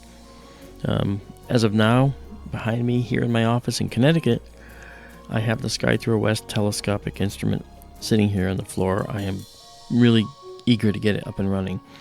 We're going to get it up and running here at SkyTour East. We're going to change the telescope here to this telescope, get it up and running, make sure it works. Then we're going to take the SkyTour East telescope that's up here now, and we're going to put it in storage while we test the SkyTour West instrument here, and then put the SkyTour East back up on the pier here, and put the SkyTour West scope up out in Arizona. Now, we have to test it here because at the same time as we're testing it here, getting it outfitted, we are going to be building SkyTour West's facility. And I say facility. It's basically a roll-off roof observatory building. Imagine a shed, like a Home Depot kit, converted to a roll-off roof using a garage door opener. All right, so that's what it's going to be. And imagine it not only being operated by the garage door opener, but also imagine it being operated from thousands of miles away. Well, that's what it's going to be. The observatory we're using tonight happens to be only about 75 feet from me right now, but this is fully automated. I'm doing this from in the house, and the observatory is out in the front, out in the front of my house. Yes, in the front of my house. You drive down the road, there's a big giant dome on my front lawn. No lie. I know no shame. So so I've ended up bringing the technology now to the point where I can run the telescope anywhere I am in the world. Can even run it from my phone, actually. I probably wouldn't do that very much because I don't want to try to run the telescope from my phone because I'd get a little nervous about hitting the wrong button. But this is just something that has to happen, you know? So I've always been an astronomer. I knew at age 9, that I was going to be an astronomer. And 4.5 years ago, I had the third heart surgery that I had to have in my life. And it didn't go that well. I ended up having a problem in the heart valves where they got infected, and I had to have surgery to fix them. And unfortunately, during the surgery, unbeknownst to surgeons, some debris, when they restarted the heart, some debris went racing to my brain. And it exploded into a million pieces. So I ended up having many, many strokes. And when I did finally awaken after the surgery, a week later, I was a quadriplegic and I was profoundly blind. And that was 4.5 years ago. So I have a keen respect for life. And so I always have, and maybe that helped me recover. But I learned ways to recover that neurologists have not been able to penetrate. They've tried to figure it out. I actually showed someone, or a doctor actually, who's joined this stream before. He had a stroke, and he was at his wit's end, and I discussed how I recovered and how I used the pain of recovery to make the brain train itself. So my mantra was train the brain with pain. And this is beautiful, this monkey head. And I proceeded to tell my brain, or my brain basically said, I don't like this pain that you keep subjecting me to, Mark, so I have to figure out a way around it. And the way around it was to figure out a new way to get data into my eyes, to make my eyes work, ways to get my hands to work again, because I had no control of my hands or legs or feet, nothing. I couldn't even move. I was just like a slab on a bed. But the pain that I felt while I was lying there was actually the thing that rescued me. That made it so that I could actually survive and recover, because the brain doesn't like to be in pain. The brain evolves a way, and has evolved a way for you to avoid pain. You know, just try holding your finger in a flame and watch what happens. Ow! And you pull your hand away. You can't control it. It happens automatically. So that's what happens. The brain tries to figure out a way around it. Well, just imagine if you hold your finger in the flame and you can't control your finger. The pain is going to get very intense, and you'll either burn or your mind will race for a solution. So sometimes the solution is to pass out. Other times, if the pain is not that monstrous, the solution is to slowly find a new path to get the hand to work again. So I targeted that as my weapon of recovery. And guess what? It worked. I'm at 98% back from having absolutely no sight, no motion whatsoever. And the doctors, they don't quite know what to do with me. I subjected myself to all kinds of tests so they could see. You know, I told them what I did, and they said that's patently not possible. I said, okay, did I just walk into your office? Well, yes, you did. Okay, explain it. I can't. All right, well, then I'm onto something. So I think it's time for you to do something about it. And then what was funny, well, not funny, but there's a group of people out west that are interested in pursuing what I did further. And I'm helping them because I think that this is a really, it's a good way for people to learn how to, take control of their bodies. And if there's problems, I helped a couple people who had strokes, and they basically, one of them said to me, "Everything you said came true." And I was like, well, that's wonderful. I'm so happy. And that's someone who, probably got their life back, right? I mean, that's important. That's really important. So anyway, enough of that. I'm just trying to figure out where to go. I didn't think I could ever finish the book, by the way, because I couldn't see. And then once I realized that I wasn't going to stand for that, and I figured out a way to make my eyes work again, then I figured, okay, I'm going to write this book. I'm going to finish this book. And so here it be, right in front of me. And I'm very pleased that it was finally finished. And those that are reading it, some are getting some really good pleasure out of it. Some of them are saying, "You're hurting my brain." It's like, well, I'm sorry. Just read a chapter at a time.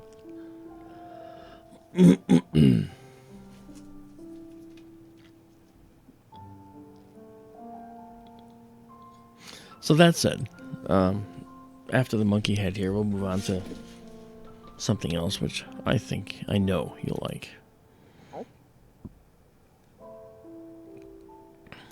It may necessitate a move of the dome, however, but we'll see. We'll see. Yeah, I think it's gonna. Let's see if this last one came out. Oh, it did. That's beautiful. Okay, well, that's one that I'm going to be working on for you as well. I will be stacking this one and getting it looking fantastic, making it available too if you would like it. Yeah, so it's definitely pretty. Let's just do a quick edit here. Yeah, that's gonna be beautiful. Okay, I'm convinced. That's all I need. All right, so now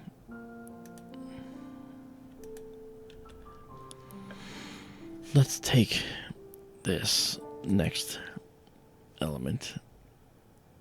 I'm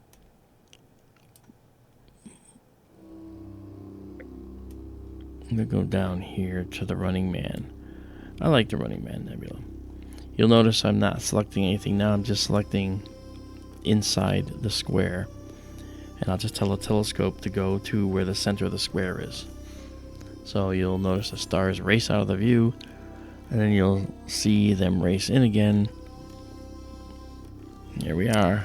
That's the Running Man right there. These 3 stars are those 3 stars right there. These 3. Okay, that one's a little below my thing there, but these are the stars. This and this are that and that. Okay, so that said, let's now adjust the Running Man and let's go get some shots. For those that saw this in the past, it's one of the most beautiful nebulae there are. So this is a nebula that you don't even realize is a nebula until you actually take a nice deep sky photo of it, which we're going to do 20 seconds at 25,600. Sounds about right to me. Let's go. I have 14% battery left out there, and that's one of the weak spots. I'm actually getting a I'm changing it around. I'm making it so that there's no battery required out there. In either observatory, there will not be a battery required. Okay, here comes the Running Man. Look at that. Wow. Is that not beautiful? I mean, we go and we jump into an editor with this, all right, and you can immediately see that there is color in here. This is an emission nebula in here from the electrons that are being ionized by the ultraviolet radiation from these stars. There's dark nebula in here. Okay, and this is a little piece that's overlaying the bright stuff behind it. So you see it comes down here. So remember, the universe is in 3D, and this is a foreground. This is behind it. This is in front of it. Stars are either in it or forward of it, and they are illuminating this blue dust here. This is dust, not gas, and it looks really richly blue. And that rich blue is due to the fact that the starlight is being scattered by the dust grains that are in the micron range of size inside this cloud. And some of those dust grains are scattering the star's blue sunlight, or the blue starlight. And this process sends a lot of the blue light to our eyes, which is why we see these nebulae as blue.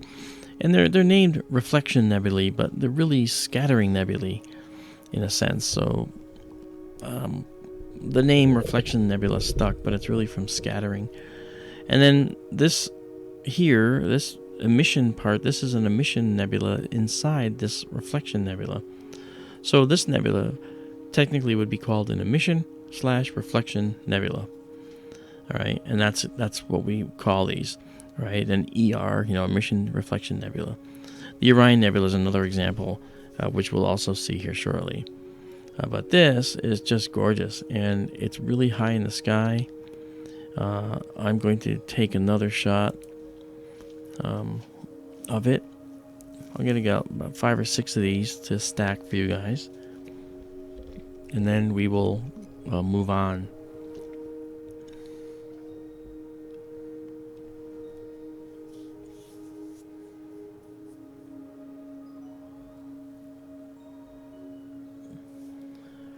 Well, Papa Tom, I can tell you that I got my mobility back, and the strokes I had were actually due to damage to the heart valves that got infected. And when they restarted the heart, debris that was in the heart got plunged all the way to the brain. So it wasn't like I had strokes because of a cardiac issue. I mean, it originated there from an infection, but it was there were strokes from a surgery. So, had the surgeons not done what they did, I would not be here. So I am certainly grateful, because I did not have to live. And I know that, and I'm not going to ever suggest that, and you're not, I know that, but I'm just saying, I'm not going to suggest that the surgeons were at fault. There's no fault there. I'll tell you this, when I went to see the surgeon down in Manhattan, I live in Connecticut, and surgery had to happen down in Manhattan because the only surgeon in the country that could do this job happened to be in Manhattan. And that's a lucky break. That's a lucky break for me. All right, this one's no good. And so when I went down there, he had cleared his office of stuff get stuff out of the way, because he thought it was a wheelchair coming in. Nobody thought I was going to be able to walk again. Never mind see. And I knew I would. I knew I was going to be okay.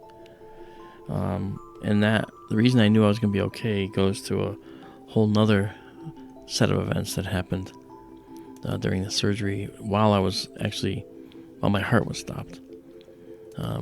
I had an experience I cannot explain, and it was as real as anything I've ever experienced in my life. And I was told by Native American ancestors, my mother was Native American, that I was going to be okay. And they went through a whole process. They weren't too kind to me because I wasn't listening to them. And I'm a science guy, so none of this stuff doesn't happen to me.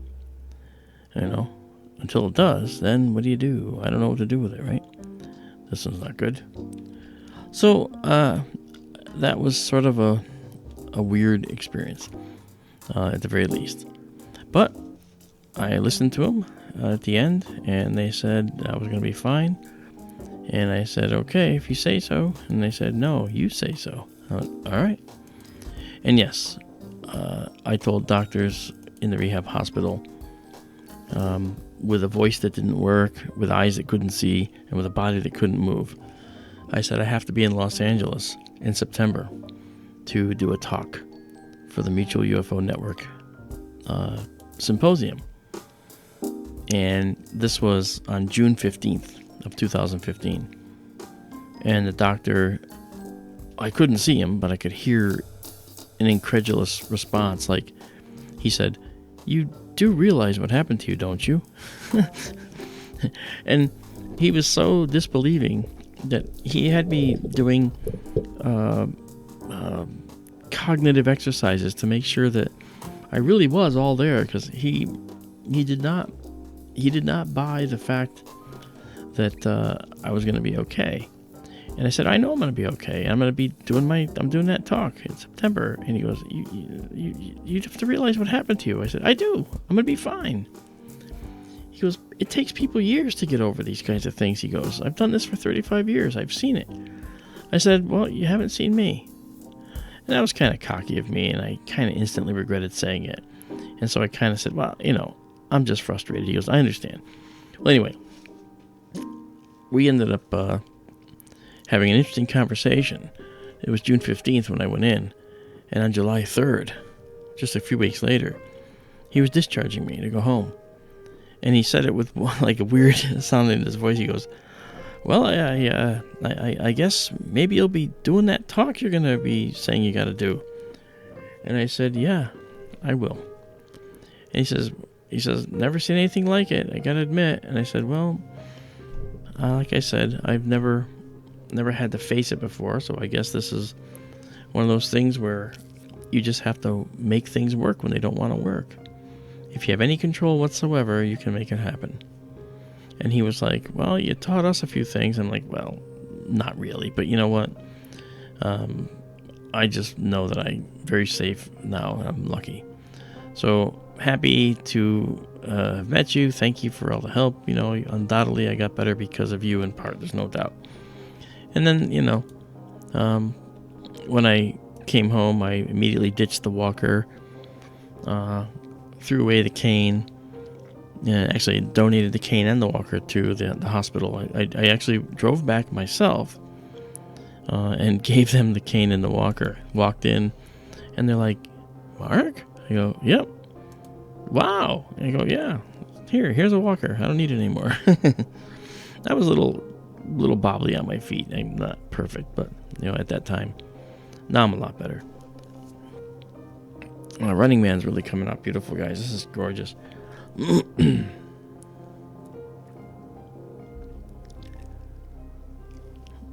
Yeah, I know, Ronald. The Running Man is a little bit difficult to see sometimes. Uh-oh. I know what that red means. That red means that the dome is starting to get in the way. This is the last shot where the dome wasn't in the way. Alright, so you know what I'm going to do? Because the dome is starting to get in the way, I have a red light on in the dome so that if there's any red that interferes in the view, I know that the telescope is pointing a little bit into the dome. And because it's not something that's, for instance, when you look at this, oops, hang on. When you look at this, it's not readily apparent. When you look at this view of the telescope and it's in here, it's not readily apparent that it's actually impinging on the dome. But it is. Or it's clouds. But I don't think we're getting clouds tonight. Let me just take one more photo. Meanwhile, I will go and look as well outside to see.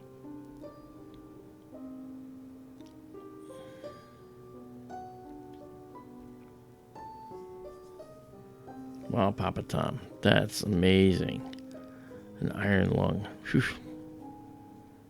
I often wondered what would happen if I had to use an iron lung. Yeah, see, it's moving over a little bit from the last one. So it's becoming more pronounced. Yeah, okay. I'm going to go out and I'm going to move the dome, guys, okay? So I'll just raise up the music for your viewing pleasure. And I will leave the running man here for just a couple minutes. If you don't hear from me for more than 2 minutes and 30 seconds, send the police. No, I don't care. I'll be right back. Just kidding.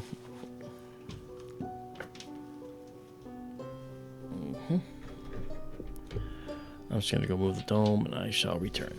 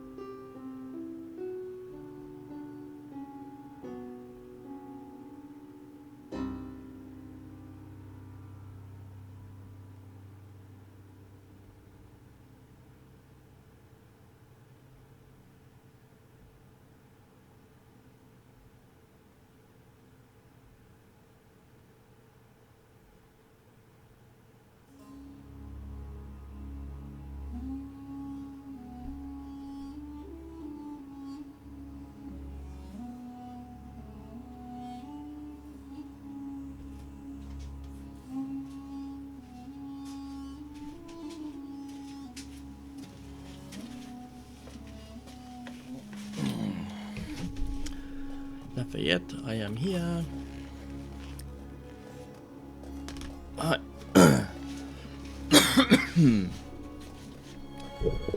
Hey, P&K, Keith, what's up, brother? I just went out to move the dome. How are you doing?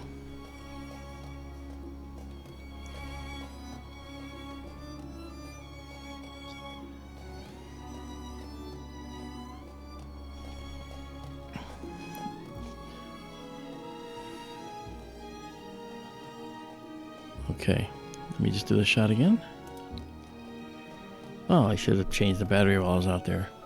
Ugh. I'm not terribly intelligent sometimes.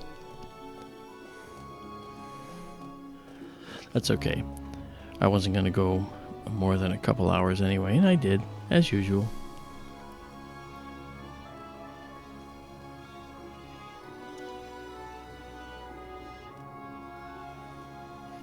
Nice, look at that. That's beautiful.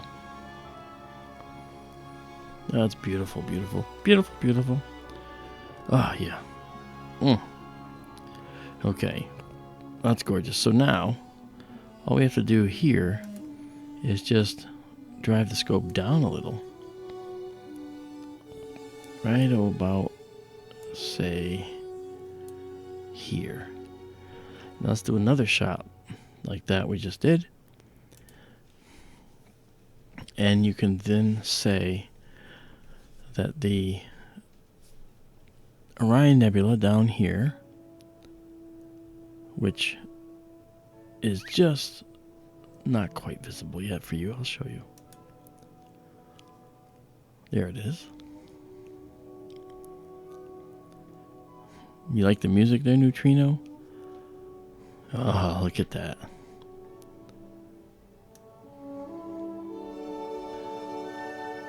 I turned up the music. Yeah, we got a little bit of a walk there about there, but I will fix that. Oh, it's beautiful.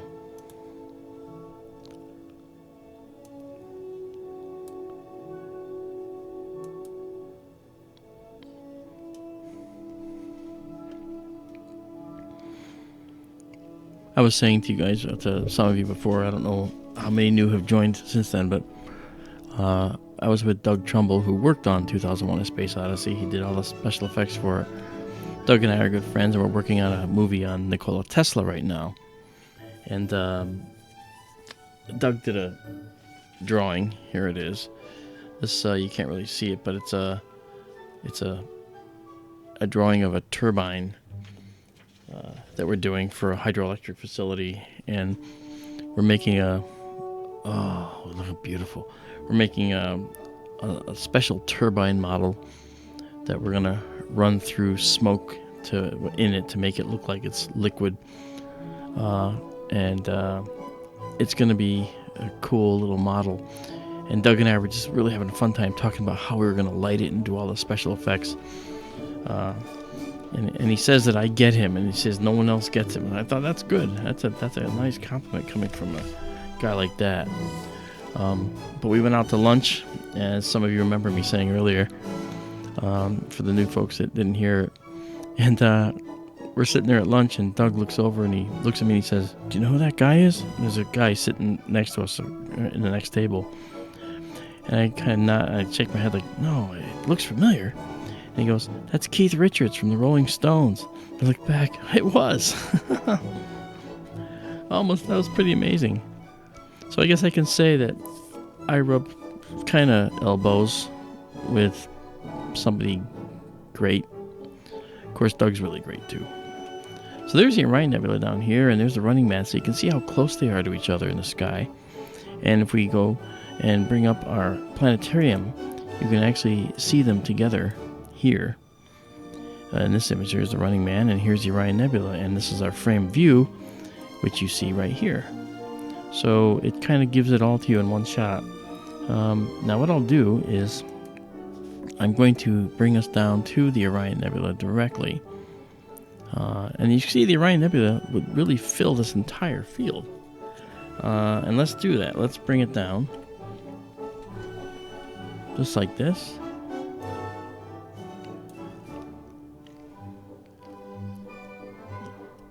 Okay, so that's the center of the field. And I'm going to make a little change.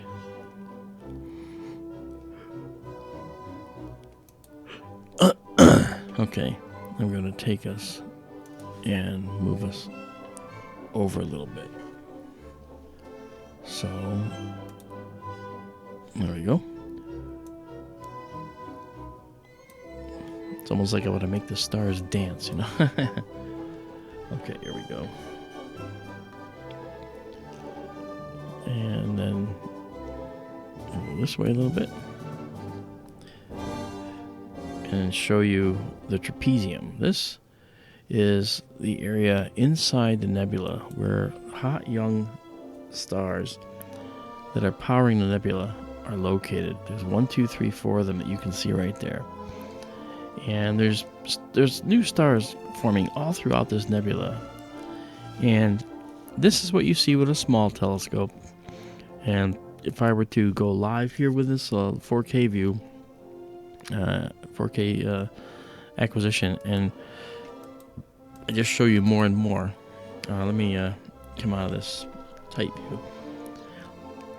You can see how more and more the nebula becomes present when you increase the sensitivity. Alright, so you can see that it's pretty extensive.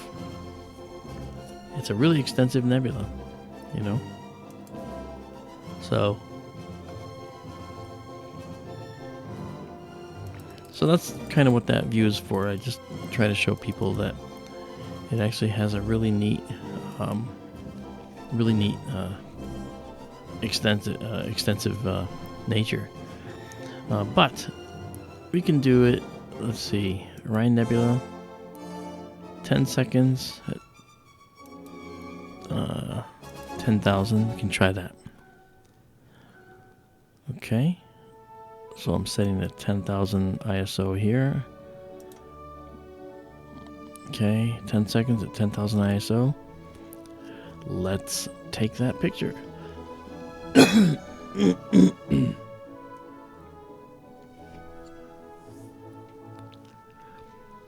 And here comes the picture.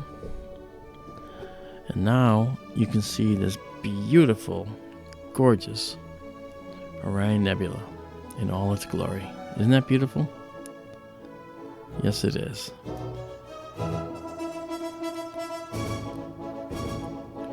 Ah, yeah. We see the beautiful hydrogen emission here, and here, and here. We see these colors here. These colors are not reflection nebula, like the Running Man just above up here. These colors are due to oxygen atoms that are being ionized out here. Now, you may notice this little oddball right here. You see it?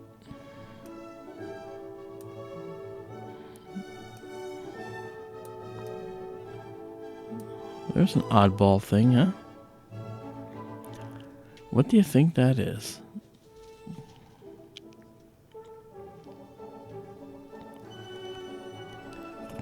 Because then you have to say, what is this? And what is that?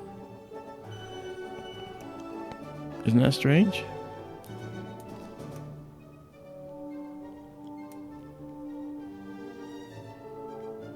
Any guesses as to what that might be? Aliens, final answer. Hey, that's good, man. No. I don't know. It's the wrong kind of coloration for a satellite. But this is in line with it. And then there's this, but this looks like there's a brightening here. Let me just come back down for a minute.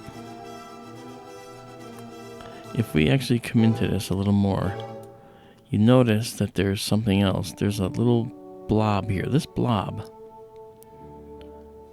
looks to me like the belly strobe of an airplane, actually. But what the line would be, I don't understand, because it shouldn't. There should be a continuous line. And then there's one here, and then there's this one here.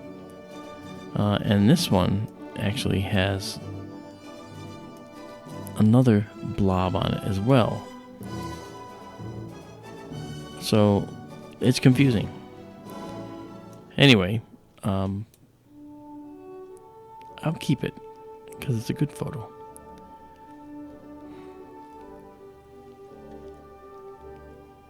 Of course, if I captured this black project and shouldn't have, then this will be my last stream. Let's take another 10-second shot, but let's go to 15 seconds. See if we can catch anything else going on there.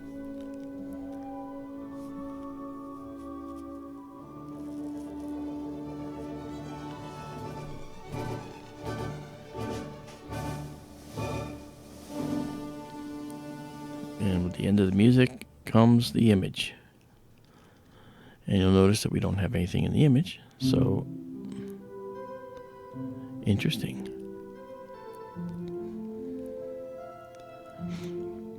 I always base the quality of the Orion Nebula image by these three stars. And as you can see, they're elongated. So, this image is not good. When you compare it to, say, like, well, this image is also just a little bit off too, but we're not doing anything with these for stacking purposes or whatever. This is the previous image. So what I'm going to do is I'll move to another object, although it's a lot of fun looking at the Orion Nebula, there's no doubt. I really enjoy the Orion Nebula. It's beautiful. This thing up here, this one up here, has its own name. It's actually called M43, or Demeron's Nebula, or Marin's Nebula, and it's considered a separate nebula from the Orion Nebula.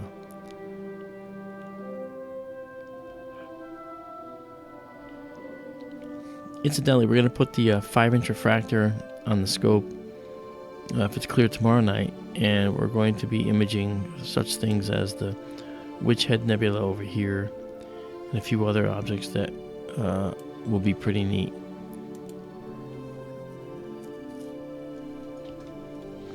And let's just move on down here to this nebula called the Spirograph Nebula, or the Raspberry Nebula. It's a planetary, and let's see if we can see it, because if you'll notice, it's actually kind of low on the horizon. Orion's already past the meridian, but we'll find out if it works, Okay, so first things first, we'll take a shot, 15 seconds at 10,000, just as a setup to see if we can see it anywhere.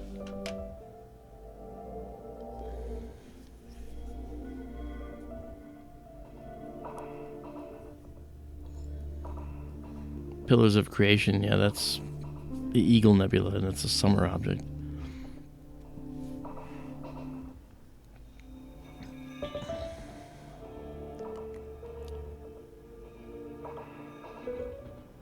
I don't see it.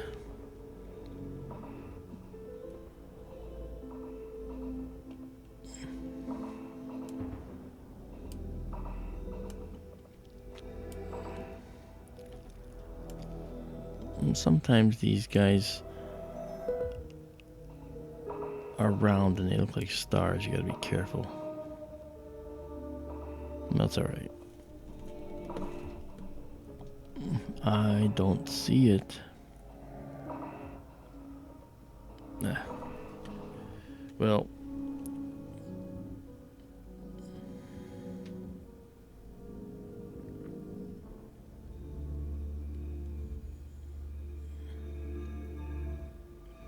why are the temps ridiculous in Australia?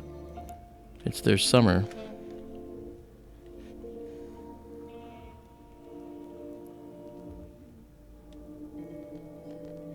(45°C). Holy cow. That is pretty warm.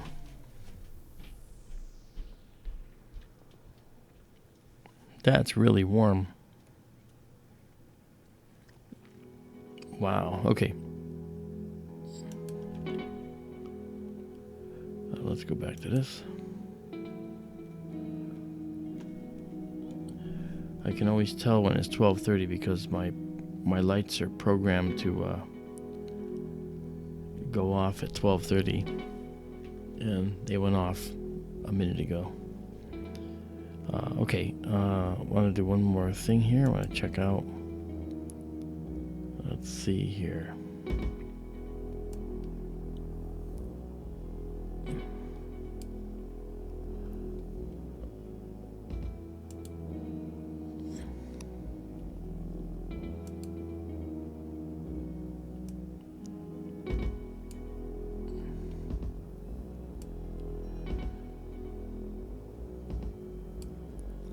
See if we can see this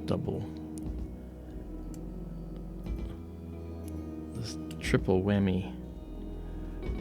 Let's see if we can see it. Off we go into the wild square yonder.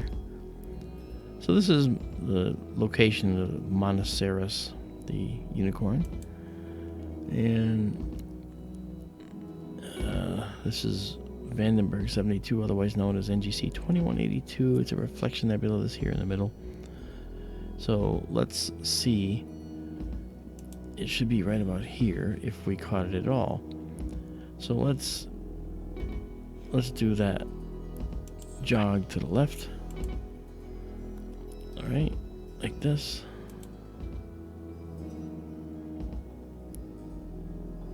And then take that picture and see what we get.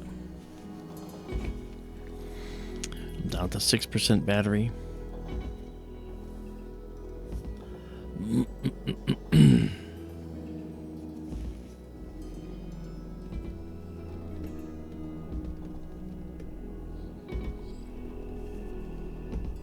Oh yeah, look at that. There it is, right there. You can't miss it. That's one. Oh, look at this. There's a satellite going through here. Stands to reason. We're near the equator, celestial equator. Okay, so you can see this the bit of nebulous detail. We call it nebulosity. So that's cool. Little reflection nebula there. And as you know now, that's not really a reflection nebula. It's a scattering nebula. But the terminology has stuck. And that's what we call it now because that's what they do. All right, let's see now what else we can see. Let's go to the next item that's up for bids here on The Price is Right.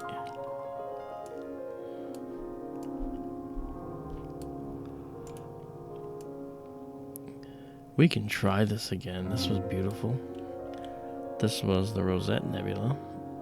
It's an emission nebula that's surrounded by a large it has a large cluster in its middle. And we like to look at this area here, which has a lot of really cool and neat tendrils of black. So let's check it out. Oops, what am I doing here? I don't want that. Alright, so we get this up. And bring this in a little bit.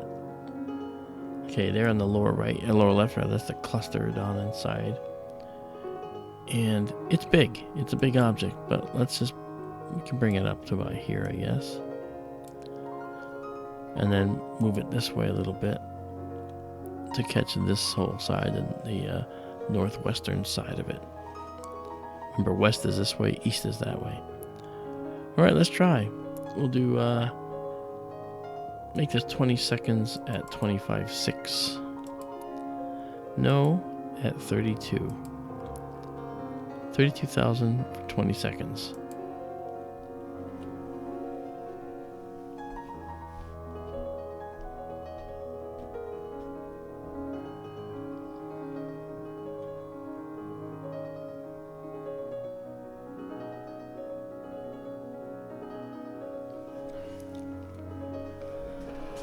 Ronald, you're talking about Wi-Fi to the scope. I can help you. I actually have, that was the first way that I used to control the telescope.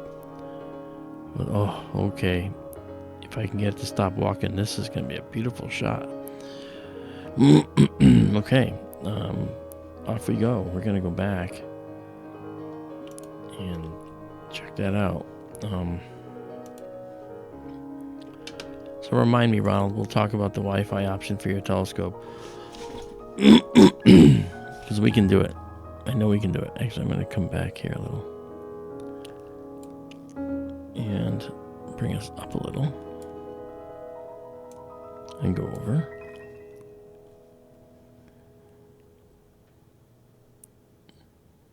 I used to connect to the telescope from in the house using Wi-Fi.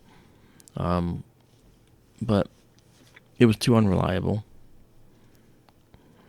And so I didn't do it anymore. Keep in mind that my goal was to control a telescope from across the country. So it really does have to all be hardwired for me. This telescope does not have any hard wires going from the house to it. It's totally independent out there. Wow. Can you see all the detail in there? This is really a fine amount of detail. I'm gonna want to do this too. Holy cow, I just don't give up, do I? Okay. Really, really nice. This is beautiful.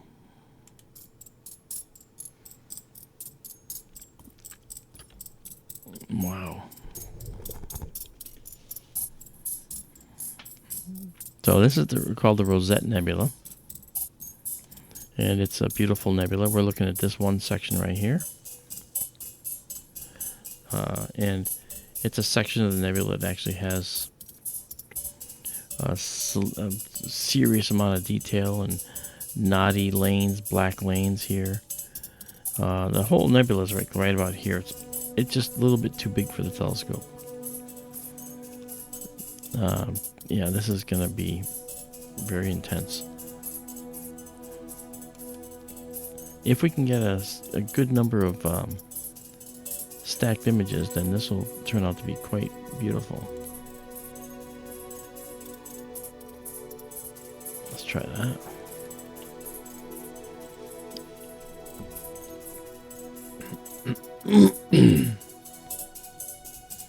Good night, Papa Tom. Thanks for coming. And cable is better, James. You're absolutely right, in my view. If you're going to be where the telescope is at all times, I can understand how you want to use Wi-Fi, but just remember, Wi-Fi has its own issues, and Wi-Fi will spontaneously disconnect, and not give you any reason why. So, you have that problem too. Okay, let's go back to this.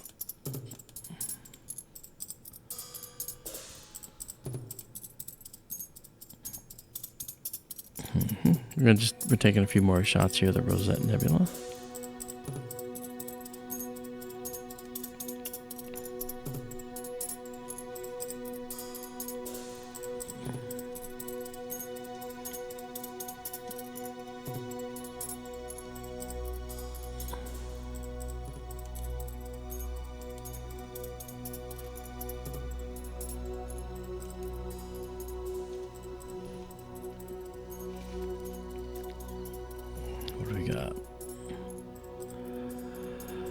Okay,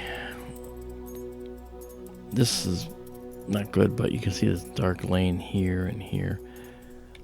We should be able to enhance those. We will get these lanes to come out. Boy, that's beautiful.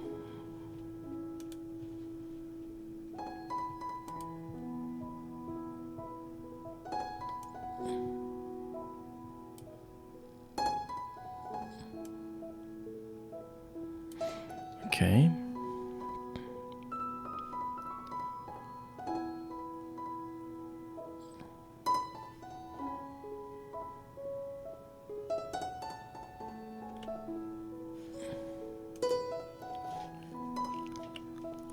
There were 20 seconds again at 32,000. Tara, that's a well put. A rose by any other name, that is the Rosette Nebula. It is sitting out there, this beautiful emission nebula. This cluster of stars in it actually, was formed in that nebula. And again, I hope you like the split screen stuff I do for a little while. I mean, I can always just get off it. You can see the full screen. And like this. There we go. You can start to see the whole rosette there. And then the other half. The way I shot this last year was I shot this section, this section, this section, and then that section, and put them together in Photoshop and made a giant composite, and it really looked beautiful. It came out nice. I stuck it up on the SkyTour LiveStream Facebook site, which I encourage you to go to and get in. And it's all free. It's all free. I don't charge for this. But start thinking about this. If there's any of you that know anyone or are interested in utilizing our SkyTour West, SkyTour West is going to have 2 observatory piers in it. One of them will be, of course, for us and all of you. We'll be doing the SkyTour LiveStream West from there. And the other one is going to be for whoever wants to use it. And it's going to be a rental pier. And we might put, in time, we might put an observatory instrument in there that can be rented. But ideally, I'd like to be able to put 2 instruments in there and have them. I saw that happen. You saw it happen. It moved, and we saw it happen. Put 2 instruments in that pier, in that telescope observatory out there, and then do both at the same time. That would be cool. And of course, they will be very different instruments, of course.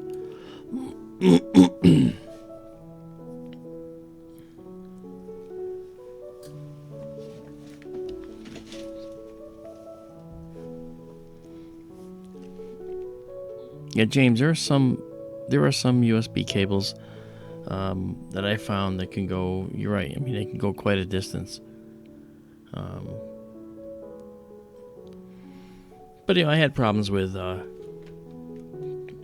Cat 5 cable too. Because some of the Cat 5, which is the network cable that you plug into the wall for your Cat 5 network connections. Some of these are. I have problems, and some of the cables are not rated for long distance. So when I actually run cables, I just get cables that are rated for the longest possible distance. So I never have that as a variable if something goes wrong. Yeah, so. For instance, the camera outputs HDMI, and that HDMI coming to the computer in the observatory has to first go down the pier and go under the observatory and then come up under the computer in that whole area. And it turns out to be like a 16-foot run. So I had to make sure that the cable could handle that distance for HDMI. And as it turned out, some of those cables could, and some of them could not. Not pleasant, not fun. So it's no fun running cables in the cold, I can tell you that. Ugh. All right, one more shot. One more photo. Just one more, Robin. Holy Rosette, Batman! I know, chum.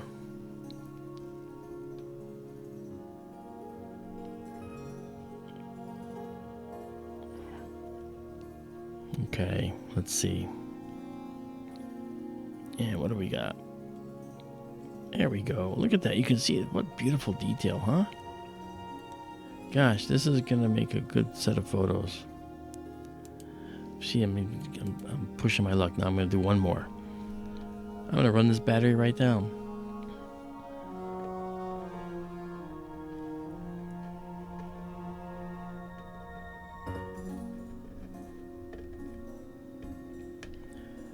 Yes, sirree. Hey guys, thanks for joining me tonight. This is a lot of fun. I enjoy having you come along for the ride. I like doing this stuff for you guys. You guys are extremely fun to be with, actually. I like hanging out with you guys. You will be able to visit SkyTour LiveStream West if you're ever in the Phoenix area. We'll make it available for you to come visit the observatory and check it out. And then if anybody actually does seriously have a telescope they want to run remotely, I am going to run everything to make that possible. You just would have to do all the hookups for yourself for the pier and the telescope and everything. The telescope will be on private property. It's on 5 cleared acres, actually out in the desert. Acres that are flat and cleared for 5 acres, and the observatory is going to be in an area where there won't be any light pollution from the area where Phoenix is located. We're going to be angled away from all that. So it's pretty cool. In fact, there's an entire mountain in between us and Phoenix, so that we'll have we still get the light over the mountain, of course. But the light dome from Phoenix is really not terrible because nobody's coming out in the desert. You know, there's no built-up out there. So I'll be out there again. It always pays to visit during a new moon so you can see what's going on out there. The skies are just spectacular. Just spectacular. So just for fun, let's take this into the editor and see what we can pull out of it. So here's the rosette. Alright, and this is the cluster in the center. So first thing we want to do is correct this color, because the color is not right. We want to actually set the color right. Okay, there we go. That's starting to look like it's a red nebula, isn't it? Yep. So this stuff over here is just amplifier noise from the camera. Stuff that's down here, you can't really see it too well, but it's amplifier noise. Now let's actually see about turning on some data enhancement. Okay. Now about this.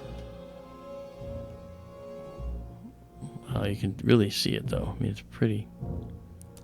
pretty clear. We're going to be able to pull out a lot of these tendrils in here. Remember, this is just a one-shot photo. We're not doing stacking yet. Okay, once they're stacked, there's going to be a lot more to see here. Oh, man. So I'm looking forward to that. Okay, and then what about... how about the colors? Let's try this. Oh, yeah, you can see how this is really deep red up here. There's a lot of red in this nebula. Very, very nice. No, you're welcome, Tara, and to those of you that like it, I'm glad that I can help. We thank you for your support. Okay, now let's get do some noise reduction here. And there's color noise reduction.